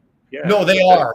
I've been parked beside a guy. I parked beside a guy, and it's on, but it's not like a Thermo King or the Rig Masters or any of those. It is quiet. Still, a battery pack, there's nothing. Yeah. There's Well, no I sense. got. Speaking of, I guess, kind of similar related topic. I just pulled this brand new reefer trailer out of the factory. Right. That's what Yeah, I'm I saw doing that. now. I got both windows open on the truck right now. Can you hear it running? No. That thing's super quiet. Yeah. It's crazy how quiet. Actually, it pisses me off because I like it being loud because that helps me sleep. I'm mad about how quiet it is. Like you know what? I got no issues sleeping beside a guy with a reefer or somebody that's running a heater box. I've had no problem with an engine or some guy with an APU that's parked and his APU unit is right at the hood, like where my head is on my bed. Right. I got no problem sleeping through those. I got no issues. I pulled a reefer for years. And this is back in the days where reefers were like fucking, it's like you had a motorboat sitting back there. That's what it sounded like, right? Right. I got no issues, Paul. I can sleep through it. I got no problem. It's been a lot of years though. I know that they've got quieter. I didn't realize they were that fucking, like, I can't tell you've got one on. Yeah, no, it's on. It's running continuous right now. Yeah. Yeah. And So the windows are open, both of them.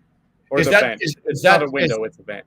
Is that the business you've decided to go into? You're going to try the reefer game or what? Yeah, and the first 2 weeks have been bad, but bad compared to dry van is still 2,000 gross more. Correct. Okay. So, Okay. I mean, what that translates to in net, we'll see. But the first 2 weeks have been rough, really fucking rough. But the rates overall are higher on reefer. So yeah, that's what I'm gonna do. Okay, so a rough week on reefer is equivalent to what you were doing on fucking drive-in. So would that be a fair? Well, bad week on reefer. Okay, bad week on dry van was about 3,200. Yeah. Bad week on reefer is 5,400 roughly. Okay. Now there are more expenses involved. My trailer rent went up by 200, and I pay for reefer fuel. Right. So okay, so but this does that gig, offset- you're paying for the trailer as well. So you're on the hook for truck payment and trailer payment now? trailer rent. Trailer Yeah, rent. We don't want to get it confused and think I'm going to own the fucking trailer, but yeah. Right. Okay. Well, no, because it's good with a rent because you can the cost of the rental is 100% tax deductible. And that and all maintenance for the trailer is theirs also, so I don't have to Right. cover that. Yeah, that's good, and it's brand new, right? Like you said, you pulled it right out of the. I went to the factory and got it. Yeah. There better not be as much as one fucking rivet out of place on that fucking thing. No, dude, this thing is so fucking tight. I have to bang on the fucking handles for the door with a hammer to get it to close because it's Get it to close. Yeah. That's nice. So, yeah, they got the rivets too fucking tight, is what they did. They do, eh? No, Turn this light off. what?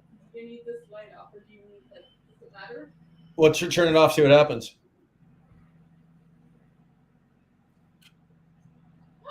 Oh, you're so much uglier with this on. See, now this whole side of my face went dark. There you go. Uh-huh. Dum dum dum. Are you going to bed? Not yet, but when I do, since this light. Well, I think Josh wants you to say goodnight before you go to bed. So don't go to bed without saying goodnight to Josh first. Yeah, god damn it. Dar. You just flashed your tits at me, Josh. Oh well, no comment. No comment. Was that for me or for him? This is how you get yourself in trouble on YouTube. I know I'm gonna get fucking buried, man. No, me. I'm not allowed to comment because there will be 30 fucking videos tomorrow. So Yeah. I said nothing. You be nothing. careful. Yeah. Yeah. You're still growing your channel. What am I gonna do? Grenade mine? Give me a fucking break. You know? Right. Yeah, no, It's a lease purchase, Brian, and I'm smart enough to know that lease purchases aren't the greatest deal ever. What I'm hoping to do is use it as a stepping stone. My maintenance fund is very aggressive. It's 15 cents per mile. Oh, really? Yeah, and I'm at 4,000. I'm at 4,000 in the maintenance fund. That money's mine. So Yeah. the minute that's enough to be a down payment for a truck, I'm pulling the trigger on it. Yeah. It would be enough for a down payment on a truck right now, but not a good one. No, So- not even close. Yeah. No. So we'll just hold off on that. But I'm kind of using that as a savings account. It's super aggressive and it costs me a lot of money, but hopefully I can pull that out and buy a truck at some point. We'll see. Okay, now here's a question. I was talking to Best about this Mm-hmm. because you guys have some of the same options. For example, like me, I buy the truck, but I don't buy it. Like I don't go to the bank and get a loan. I don't buy it. I go to a leasing company, right? And I put the truck down as a lease. I put down my down payment, right? And then the truck gets written up as a lease. I'm leasing it. Mm-hmm. Because if I buy it, that means, like, say I buy it and I take a 3-year loan, a loan over 3 years. So the first year you can only write off fucking 30%. The second year you can write off. Something like that, yeah. Other than the second, by the time you get to the third year, all you're doing is writing off the interest fucking payments, right?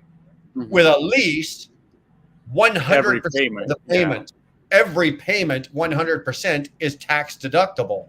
Right. Is that something that you would do down there, or are you just going to wait till you've got like 40 grand for a down payment and go find $100,000 truck and then finance 60 grand? I probably don't need $100,000 truck. Truck's a year newer than mine. Mine's a 2018 T680.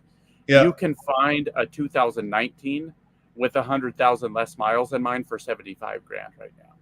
Right. So then your down payment just dropped. Yeah. So you're talking 20% of 75,000, but that's if I want the T680 specifically. Yeah. Now, Well, would I be okay? It's $15,000. Right. Would I be okay with Cascadia? Probably. Yeah. You know, would I be okay with International with a Cummins in it? Probably. I've been burned by it before. That last ProStar crushed me. It killed me. Yeah. But does that mean that the whole truck's bad? My truck was bad. But I mean, it's got a Cummins in it. It's not a bad truck. No. You know? You're right. But you can get those for 30 grand right now. Yeah. Yeah. Yeah. I don't know. Yeah. I don't know the right answer is the point. You know what? That's one of those, make the call in the moment. Yeah. That's what you'll be doing. You'll be making the I've call done at the that. time is right. Yeah, I've done that and it fucked me. But it wasn't that. I don't think Internationals are necessarily bad trucks. And Cummins have, correct me if I'm wrong, but they have a good reputation. Cummins. You do now. As long as you're not getting something with an ISX, as long as you're into the X15. Right. Oh, I think mine was an ISX. It was a 2016, if that helps. Then it was an ISX. Okay. So maybe that's right. Those were terrible.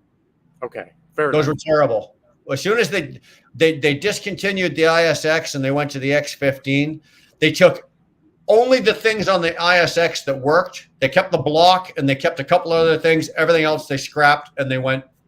And they've nailed it. In my opinion, I love the new X15 motors. What year was that? I think 18 with the 18. 17 or 18 with the X15. Yeah, it couldn't have been 16 because mine was a 16. And It was a also 17. on top of that, Brian, mine, I didn't know because I'm an idiot until I bought it, but it was also owned by Celadon before I bought it. You think Celadon gave a fuck about taking care of those trucks? No, they weren't maintained. Yeah, exactly. So that's kind of where I fucked up with all that. But you can buy that same truck now for 30 grand, where I bought mine for 45. Yeah. You know. Yeah. So, well, this is just my humble opinion. As long as you've got a very aggressive maintenance account and it's accumulating as quickly as it is, gosh, fucking get it as high as you can. Because you think about it, the higher the down payment you've got, the more you can afford to buy.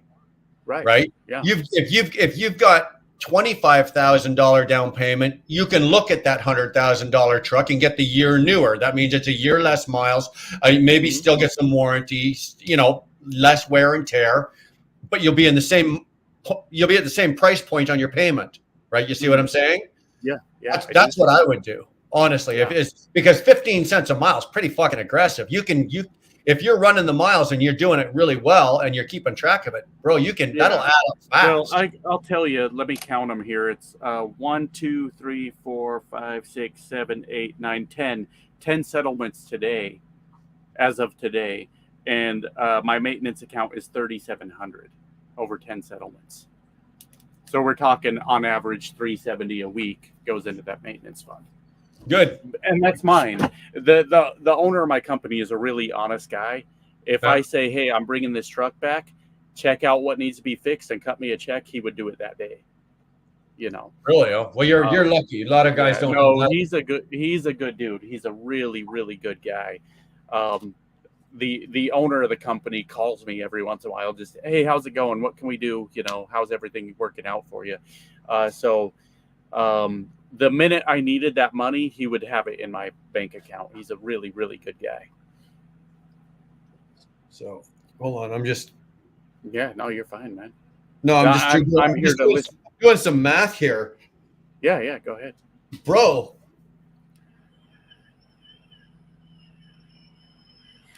At the rate you're going, Josh, by September.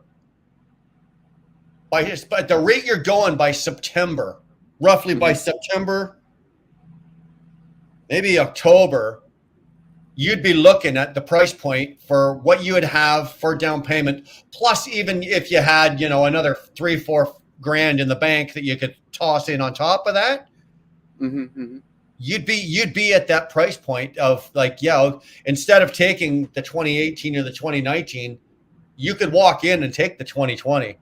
And like I said, and at that point, you possibly still have warranty on it. You'd have, less miles. Why wouldn't you?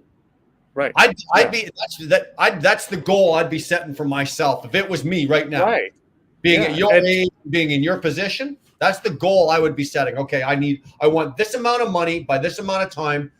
And you got to think about it, the way you've got it set up, unless that fucking truck breaks down and soaks you and takes all of that maintenance fund and wipes that out, let's hope to God it doesn't.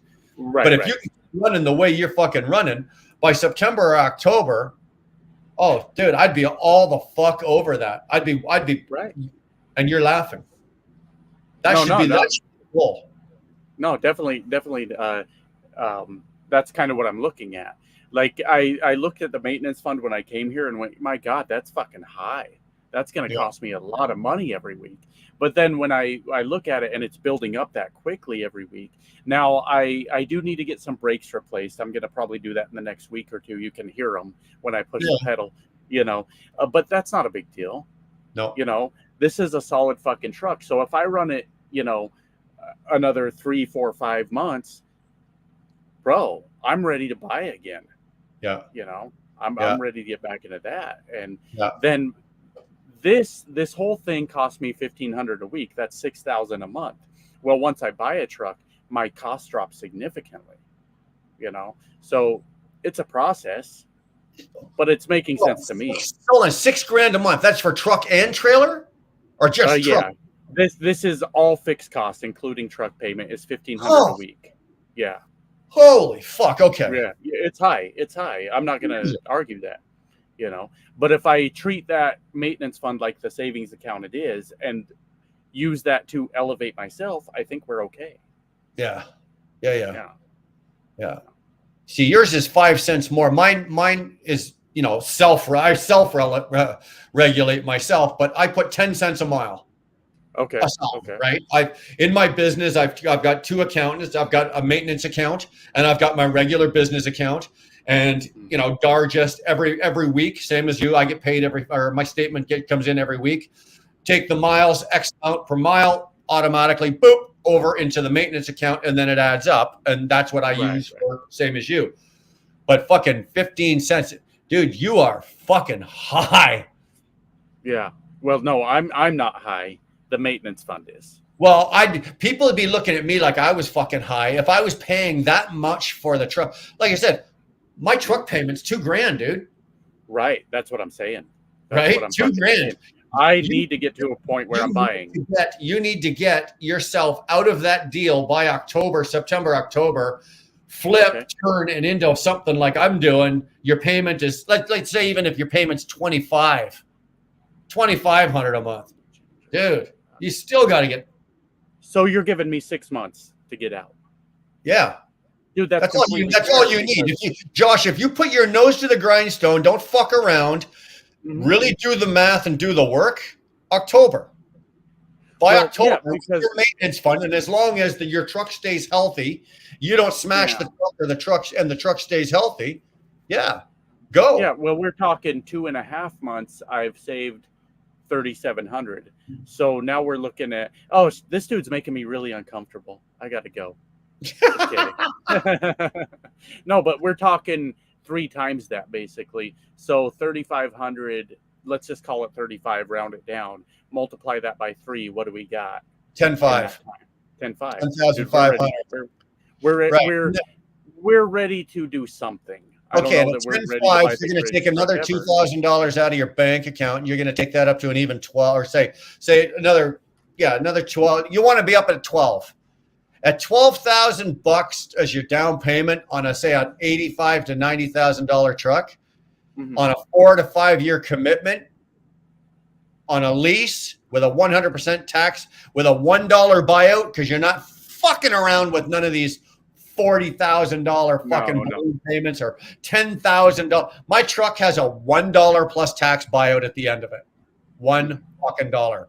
And I begrudge even having to give them another fucking dollar. Right. So and mine's straight up once I've made 208 weekly payments, then the title's mine in this current situation. Right. Yeah. But that comes out to $135,000 for a 2018 T680, which maybe made sense a year or two ago, but doesn't make sense now. Not now. No. But at least, you know what? At least you can look at it in the sense that, okay, you got a plan. You know, you can see the big picture. You don't just have tunnel vision. You've got the big picture. You got a plan. Put it in place and go with it. Yeah. And you know what? One of the smartest things I've heard you say tonight is you were talking to Stuart. No, really? Yeah.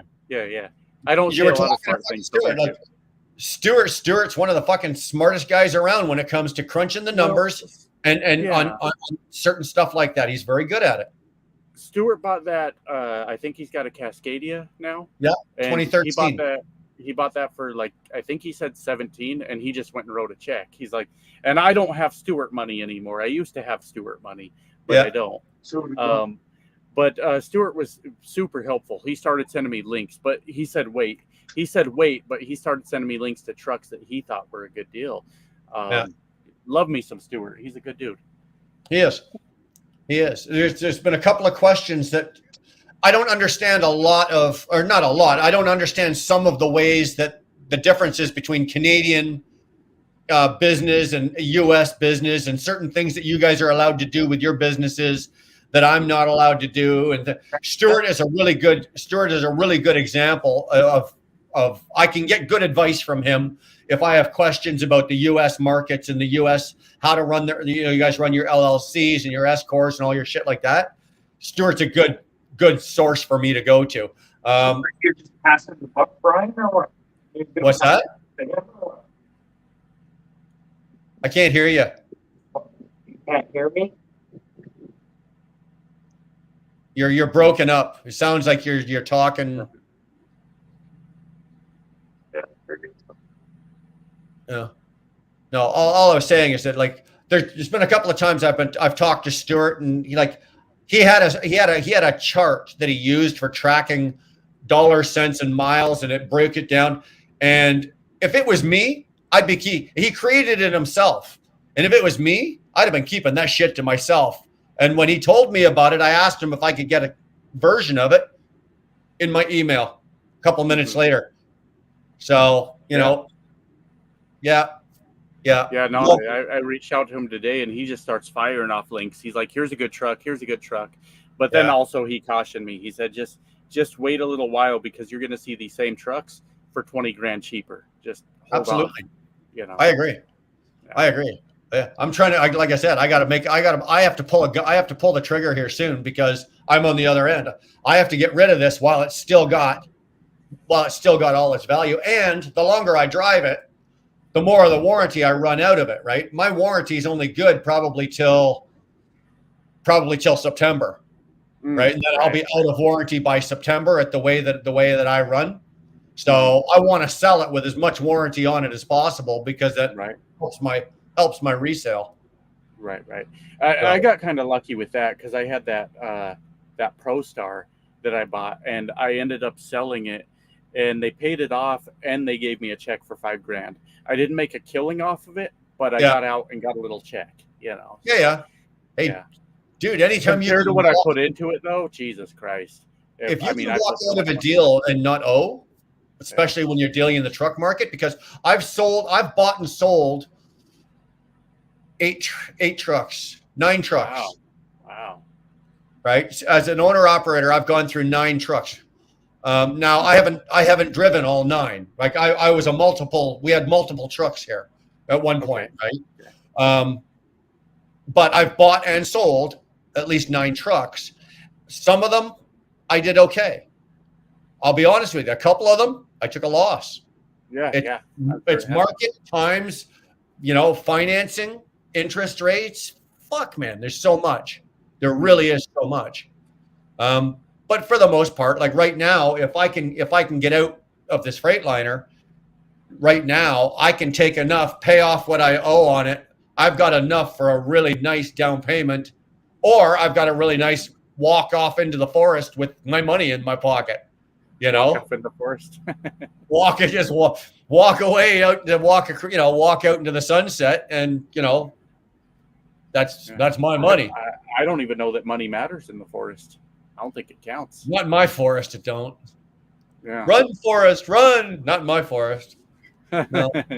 Yeah, we don't do a whole lot of running. Anyways, man, I'm tired and I got to be up soon. But appreciate the advice. I'll take that and listen to what you had to say, and we'll go from there. All right, brother. Great talking to you. Always a pleasure seeing you, Josh. Thanks for hanging out. Definitely appreciate it, man. All right. All right, try talking again. Are you on fire or what? Well, just frustrated a bit. Hey? Just frustrated. Am I deaf? Or am I deaf or are you deaf? No, I can hear you now. You're coming through clear now. I don't know what the problem was. Oh, okay. Sorry, I'm just fucking around. So, what's going on? Nothing. I took some money from Big G and it wasn't what I was expecting, but I got a free car. You took some money from, okay, it wasn't what you were expecting, but you got a free car. Yeah. I don't see the downside to this point. What's the no, downside? there is a big downside because it's not $40,000. Not $40,000. Here's a free car that's only worth $6,000. But here, there you go. Here's a free car, and here's some cash. Oh, yeah. It's all fucked up, man. It's your show. I don't want to talk about me. It's your show, not about me. Well, dude, on my show, we can talk about anything you want. Oh, man. Okay.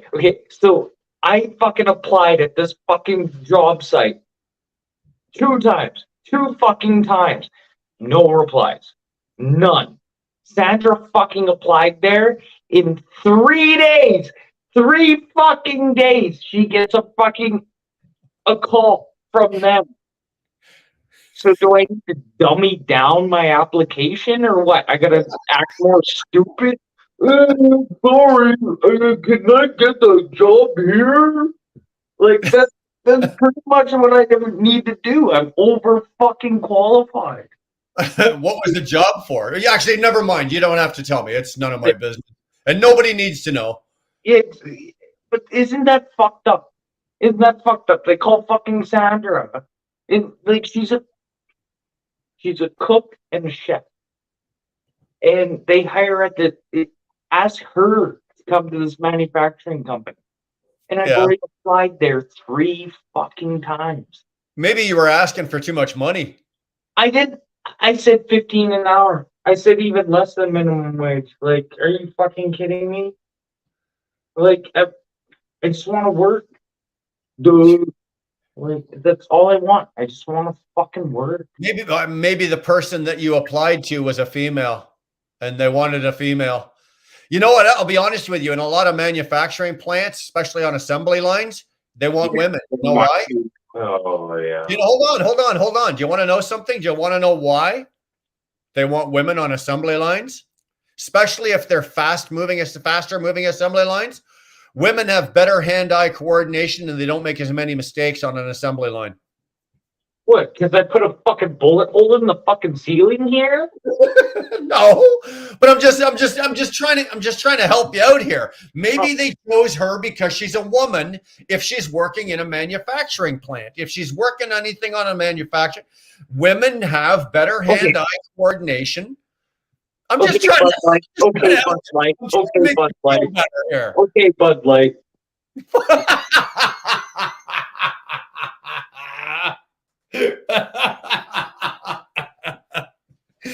Man, okay, I'll go and cut my junk off tomorrow. Okay, not tonight, but I'll think about it. I'm not saying enough to know about it. I'm not saying you got to go cut your junk off. I'm just saying. Fuck, man, I'm just pulling this shit out. I'm just pulling this out of my ass, man. I'm just trying, No. I don't know why. You're not just pulling it out of your ass. There is a logic to the madness, eh? So, what did she get the job, or did they just call her for a interview? Didn't get shit. There was supposed to be a job fair the other day. Did you see that fucking snowstorm we got stuck in? In April. Holy fuck. I hit the snow drift, and as soon as I hit the windshield wipers, I hit this drift that was fucking, I don't know, what is that, about 3 feet? 3 feet. Drove into a 3 foot drift. The neighbor came, you know that song? The Chevy got stuck, the Ford got stuck. Dodge came in and we got stuck too. Oh, fuck, I can't remember the fucking song. No, I don't know the song. Come on. Okay, I'll text it to you. Oh, man. But that's exactly what happened. The Toyota got stuck. The Chevy got stuck. The Dodge got stuck. And the John Deere pulled us. Oh, man. Thank God for the fucking tractor. But all the neighbors. That's what I love about our community. Our family, like out here, like country. I can call the neighbors and they're all there to help you. Everyone just shows up all at once. Like, holy shit. Did you text 911? That, like, 911, here's where I am. And they're all right there. Yeah. I love that community, man. Well, if the community is so tight knit, fucking, do any of them work? Like, what? You guys should all be going out for getting jobs. Well, tell you the truth, I really want to do like bees. I want to do bees, and I'm really pushing for this guy to let me fucking come and do bees for him because they're all in my area. Like they're bees? all in my circle. Like honeybees? Honeybees, yeah. Okay, yeah. Yeah, just let me do it because they're all in a circle around me. Like it wouldn't be hard for me to do that. He doesn't have to come all the way from fucking Brandon to Minnedosa, go to the shop, get the work truck. I could just be right where I am and then do a circle. Like it's think smarter, not harder. But yeah, sorry, I'm just a fucking retard. Nobody knows what I'm talking about. Well, I'm just trying to follow along with the bee scheme here. So You want to be basically you want to be a beekeeper for a certain area. Yeah, for certain areas, like certain crops and stuff, you got to talk to your farmers who are around you and stuff. Like, Yeah. when it comes to like canola and stuff, that's mostly where the honey comes from. But you want cloves. What you know what clover is, right? I know what clover is. Yeah. Okay, so sometimes farmers just let it grow clover, and that's to like put nitrogen back into the fields, and that's the best honey. That's the shit you want. Like, no fucking around. Dude, And I don't know fuck all about bees. I do know that I've been watching a couple of things on YouTube about them and how people have been moving like a hive that's in danger, and they'll move a hive from one area to another to relocate it, and how they do it and move the queen and blah blah blah blah blah. And I find it fascinating, but I don't know if I'd want to make a living doing that. And I'll be honest with you, I don't know if there's any money in it. any money in honey? Are you kidding me? Fuck, I don't know. Holy fuck. Okay, not only the honey alone, the wax and everything. Think about candles, all this other shit. Yeah. I'm sure there's money in bees. I know the beeswax candles they charge more for, and you do all right. Oh, man, no, you can make some good money. It's like sheep. You know, you can sell the meat and then you can sell the fur. Right.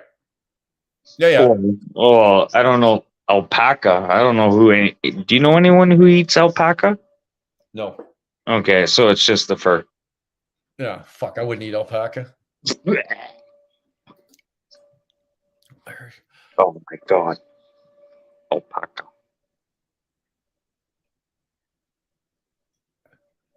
I heard catching yellow jacket hornets in your shorts pays decent. Yeah, okay. You do that, Red Hawk. You take a swing at that and let me know how that works. Oh my Tell you god. what, go Red Hawk. You catch some yellow jackets in your shorts, and I'll show you the fucking rest of the bod. Fuck. Crack a whack, yeah. Oh shit. Holy Christ. Well, I don't know what happened to Robin. I think I don't know what happened to Robin. Look at Dar.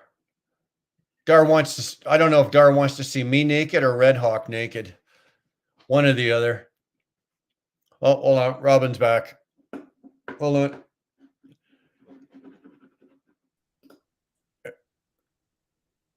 There we go. You there? Yeah, sorry, I had to get some gas out.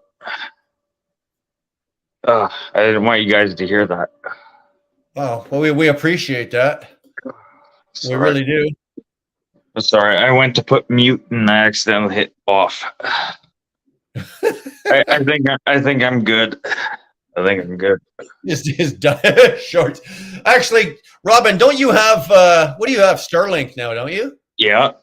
Fucking rock and roll, man. Fuck this shit. Shorts. He graduated from dial up to Starlink. That's a big jump.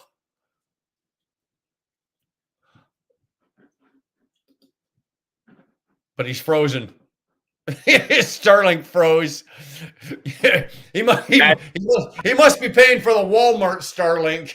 Yeah. As soon as I said that too, like it just fucking goes right out. Like, what the fuck? Oh man, that was so fucking comical. Like you can't make that shit up.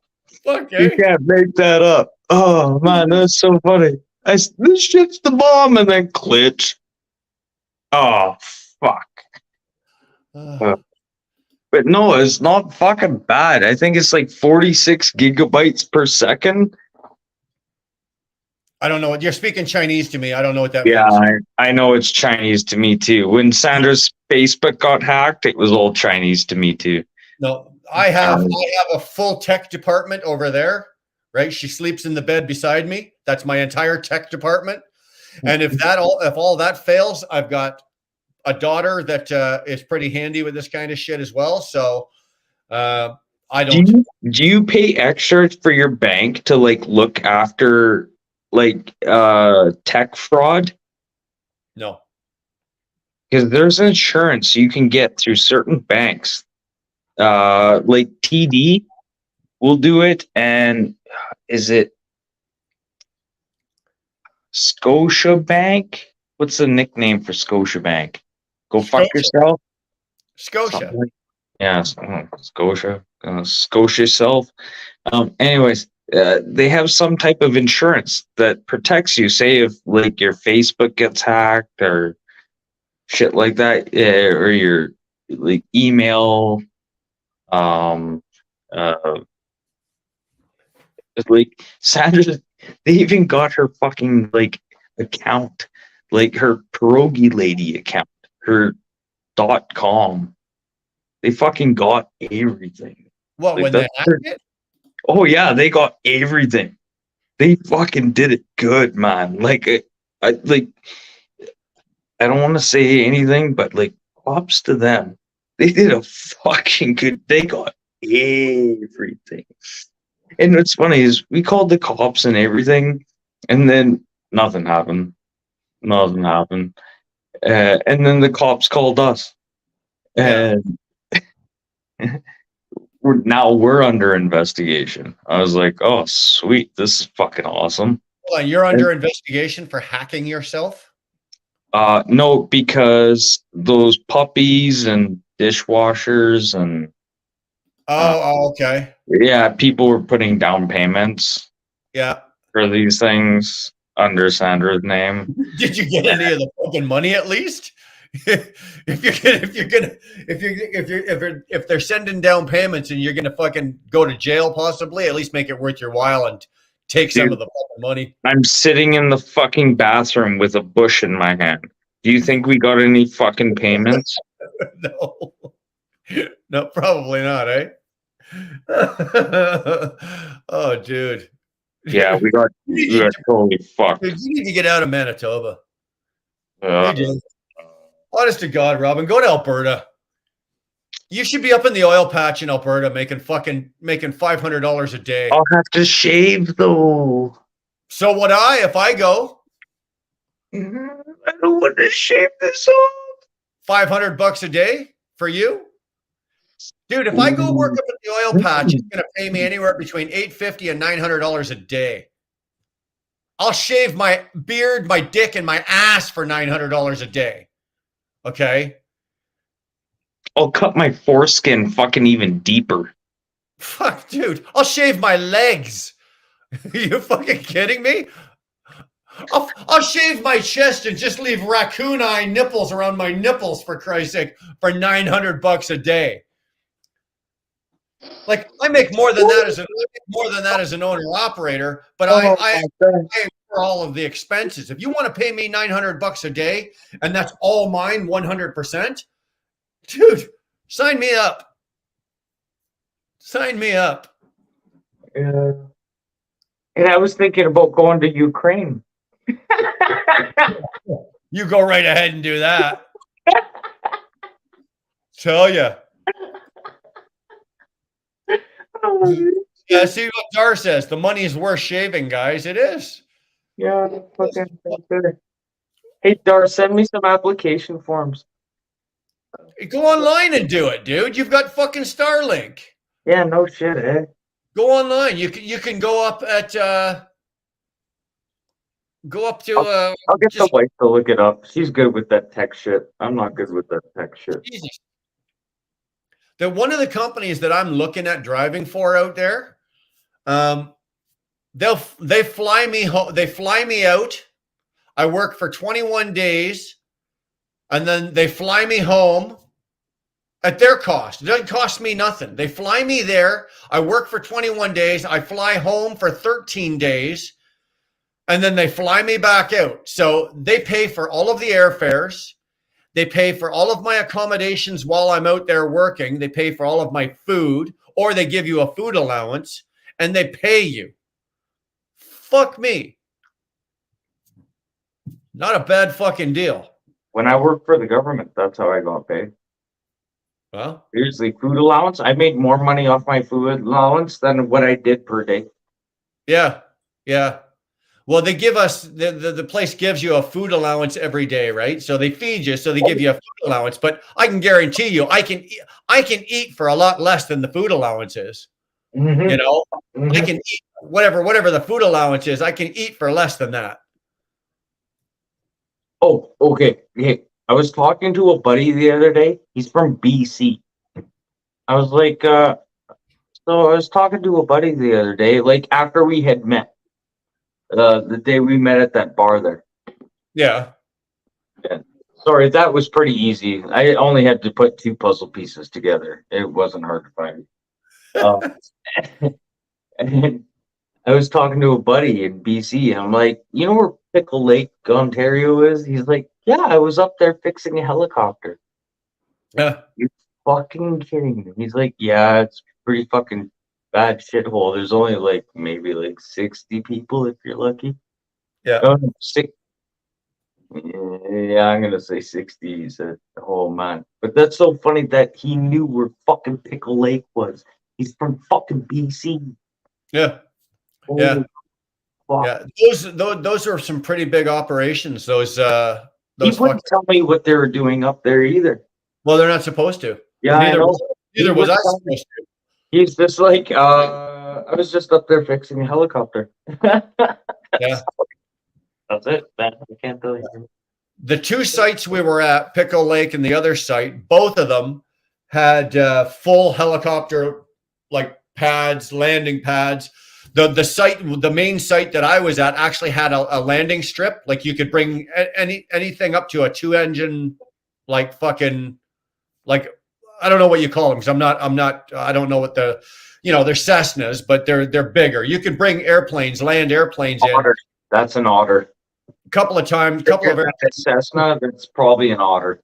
At all times, day and night, while we were working, didn't matter if we were working day or night, there was helicopters flying, right? Surveying, watching, anything happened. There twice, there wasn't an accident, but there was a problem with a driver. Something happened with the driver. Chopper had to go in, drop the basket, lift him out, take him to hospital, whatever like that. So yeah, we had ambulances, or not ambulance, we had helicopters all over the place up there. Yeah. Dude, you don't realize, I'll be honest with you, I've never really been that close to a helicopter. I've seen, I've been, watched one from a distance take off and land and everything. And I was getting fuel at this fueling station at one of the camps where the helicopters were. And the helicopter had to be about 40, maybe 50 yards. Did it shut down or did it stay running? No, it was running, right? And now, it refueled. Okay. I got fuel and I got finished. That's a different sound. Well, I got finished doing what I was doing, got my caps on, and I had my window down, right? My driver's side window down, and that fucker took off. He filled the whole fucking side of my truck with snow. Just absolute filled it with snow. It just came in. I couldn't get the window. In the time that I got the window, it took me to get the driver's side window up. The snow was across my lap, the dash, the steering wheel, on the floor, the seat. I didn't realize, right? I knew, okay, there was a downdraft, but fuck, that thing took off, man. I was deaf and I was covered in snow. It just absolutely fucking filled the whole truck with snow in a matter of, I don't know, 3 or 4 seconds. Like, holy shit, man. Couldn't fucking believe it. Oh my God. Yeah. Yeah, Bobby was a basket case. Yeah, exactly. Anybody that came out. We're all fucking basket cases.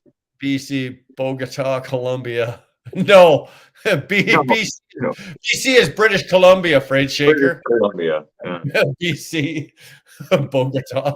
Fucking Americans, eh? Bogota, Colombia. And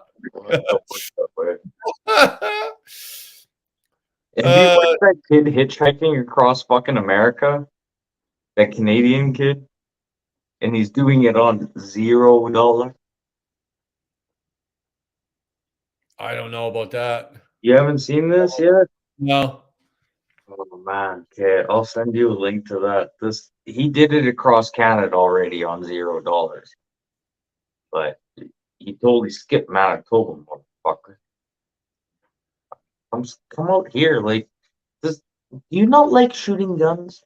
Like, fuck, I'm not gonna kill you. I'll fucking show you how to shoot the fucking gun. I'm gonna blow your fucking brains out. I can do that here. Yeah, exactly. What's wrong with Manitoba? What's so wrong? Okay, there we go, Brian. Here's a fucking conversation. What's wrong with Manitoba? Everything. Fuck you. Really?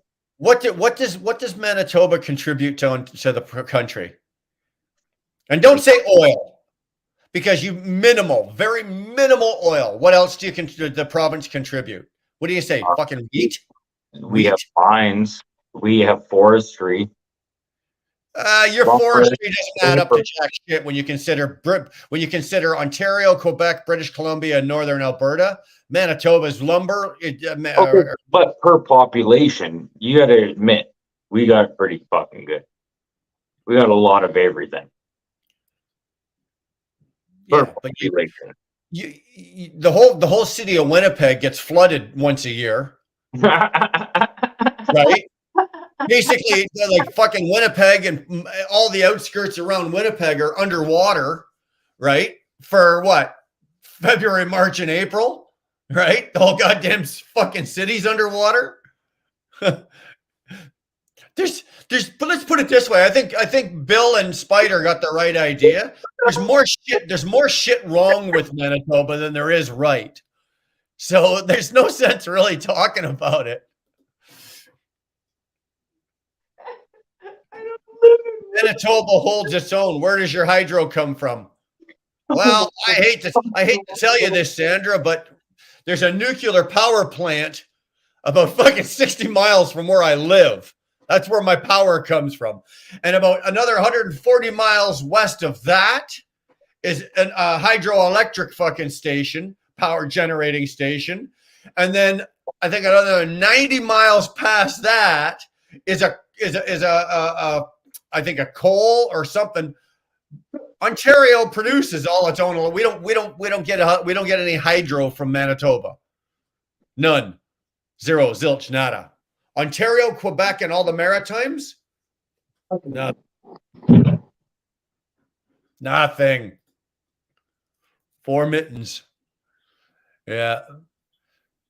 I just like to make fun of Manitoba. That's all. Same with Saskatchewan. If you were living in Saskatchewan, I'd be making fun of fucking Saskatchewan. Quebecers don't even know what Manitoba is. What's that? Quebecers don't know what fucking Manitoba, Saskatchewan. They don't know what that is. It's a gap. It's funny that, like, me as a Manitoban, like, we call them gappers, Saskatchewan. Yeah. And when you go to Quebec and Manitoba is a gapper. Wow. In fucking Ontario, Manitoba, and Saskatchewan is a gap. Like, put it this way, okay? Put it this way. If I'm in my personal car and I have to drive to my brother lives in Calgary, right? In Alberta. If it takes you 2 days to drive through Ontario, a day and a half to drive through Manitoba, Saskatchewan, Alberta. No, absolutely not. Absolutely not. I drive in Ontario to Detroit. I cross the border in Detroit, and I go through Michigan, and then I go through Indiana, and then I go through fucking Illinois, and then I go all the way up through Wisconsin, and I look at some of the most beautiful country and scenery and pay cheap for gas. Why the fuck would I drive through all of fucking Ontario, come out of Thunder Bay, and sit there like this for the next 14 hours going out to my brother's place, looking at fucking flat ground? Hell no. I go through the States. No chance in hell. I'd love to go through the fucking States. Wow.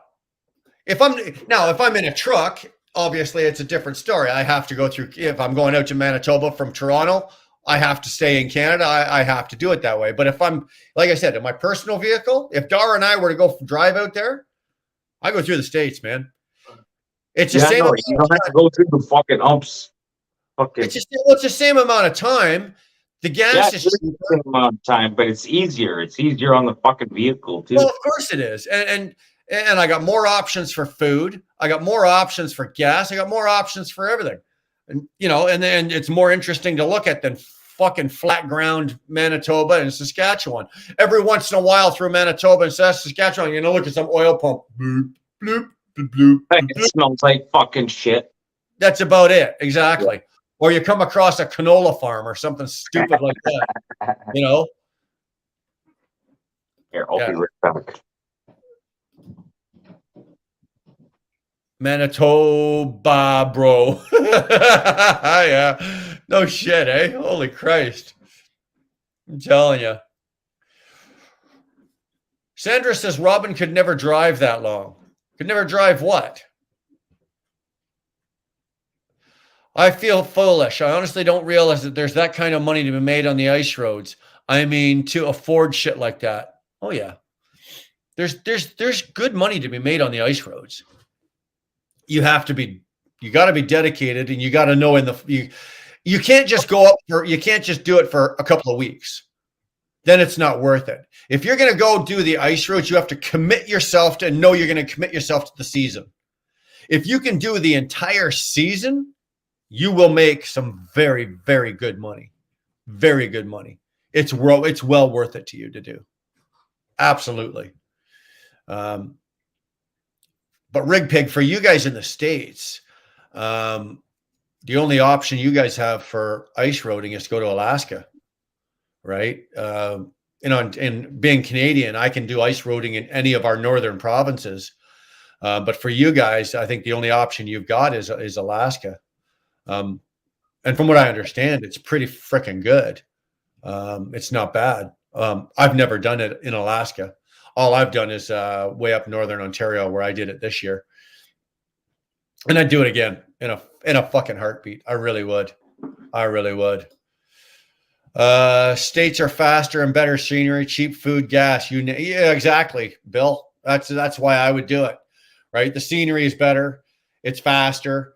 You can run higher speeds, right? Well, actually, it makes no difference once you hit Manitoba and everything. You can pretty much. There's nobody to bother you on the highway in the Trans-Canada once you're out of Ontario. But still, yeah, you're still faster speeds. You're more comfortable. You've got restaurants galore. You've got gas, much cheaper gas. And oh shit, he's back. We got to stop talking about him. Fuck. I'm just fucking with you. Hey, what's going on, Chaos? Hey, at Rig Pig. I don't know what Chaos is doing. I don't know, but you know what, boys and girls? I'm either going to leave this stream up, and I'm just going to bugger off and let Robin take over, and I'm just going to go to bed. He's shaking his head. No, it's 1:00 in the morning here, right? So, and happy Easter. I think no fish. No meat. You can eat fish. I'm not eating. Fuck that. I don't believe in that.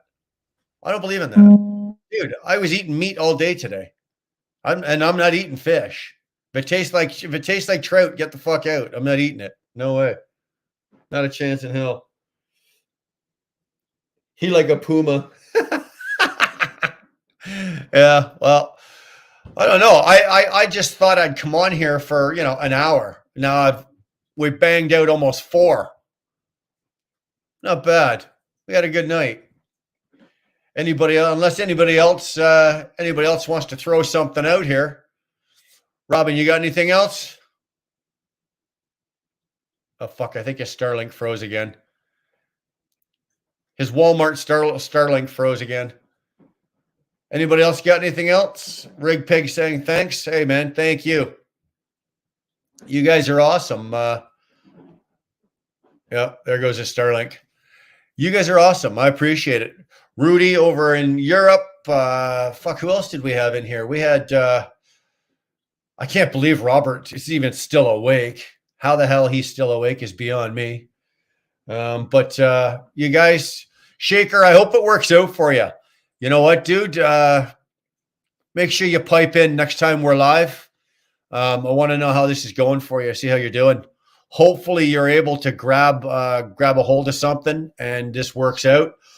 Or, you know what, you make that life-changing decision and go, fuck it, it's not worth losing anything else. You seem to be, after the retirement goes and everything else goes, there's not much else. Don't hang on to a sinking ship if it's already underwater, right? So, but let us know, man. Really curious. Hopefully things work out for you.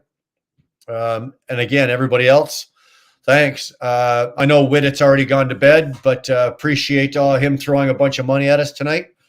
Even if it was for Dar's cat fund, it was still, it was still appreciated. So with that, man, I'm just going to say thanks. We'll talk to you guys later. 3 hours, 45 minutes on a 1 hour fucking deal. Not bad. Appreciate it. And with that, we're out of here. You guys have a good one. Everybody be safe. If you're driving, working, or hanging out, just be safe.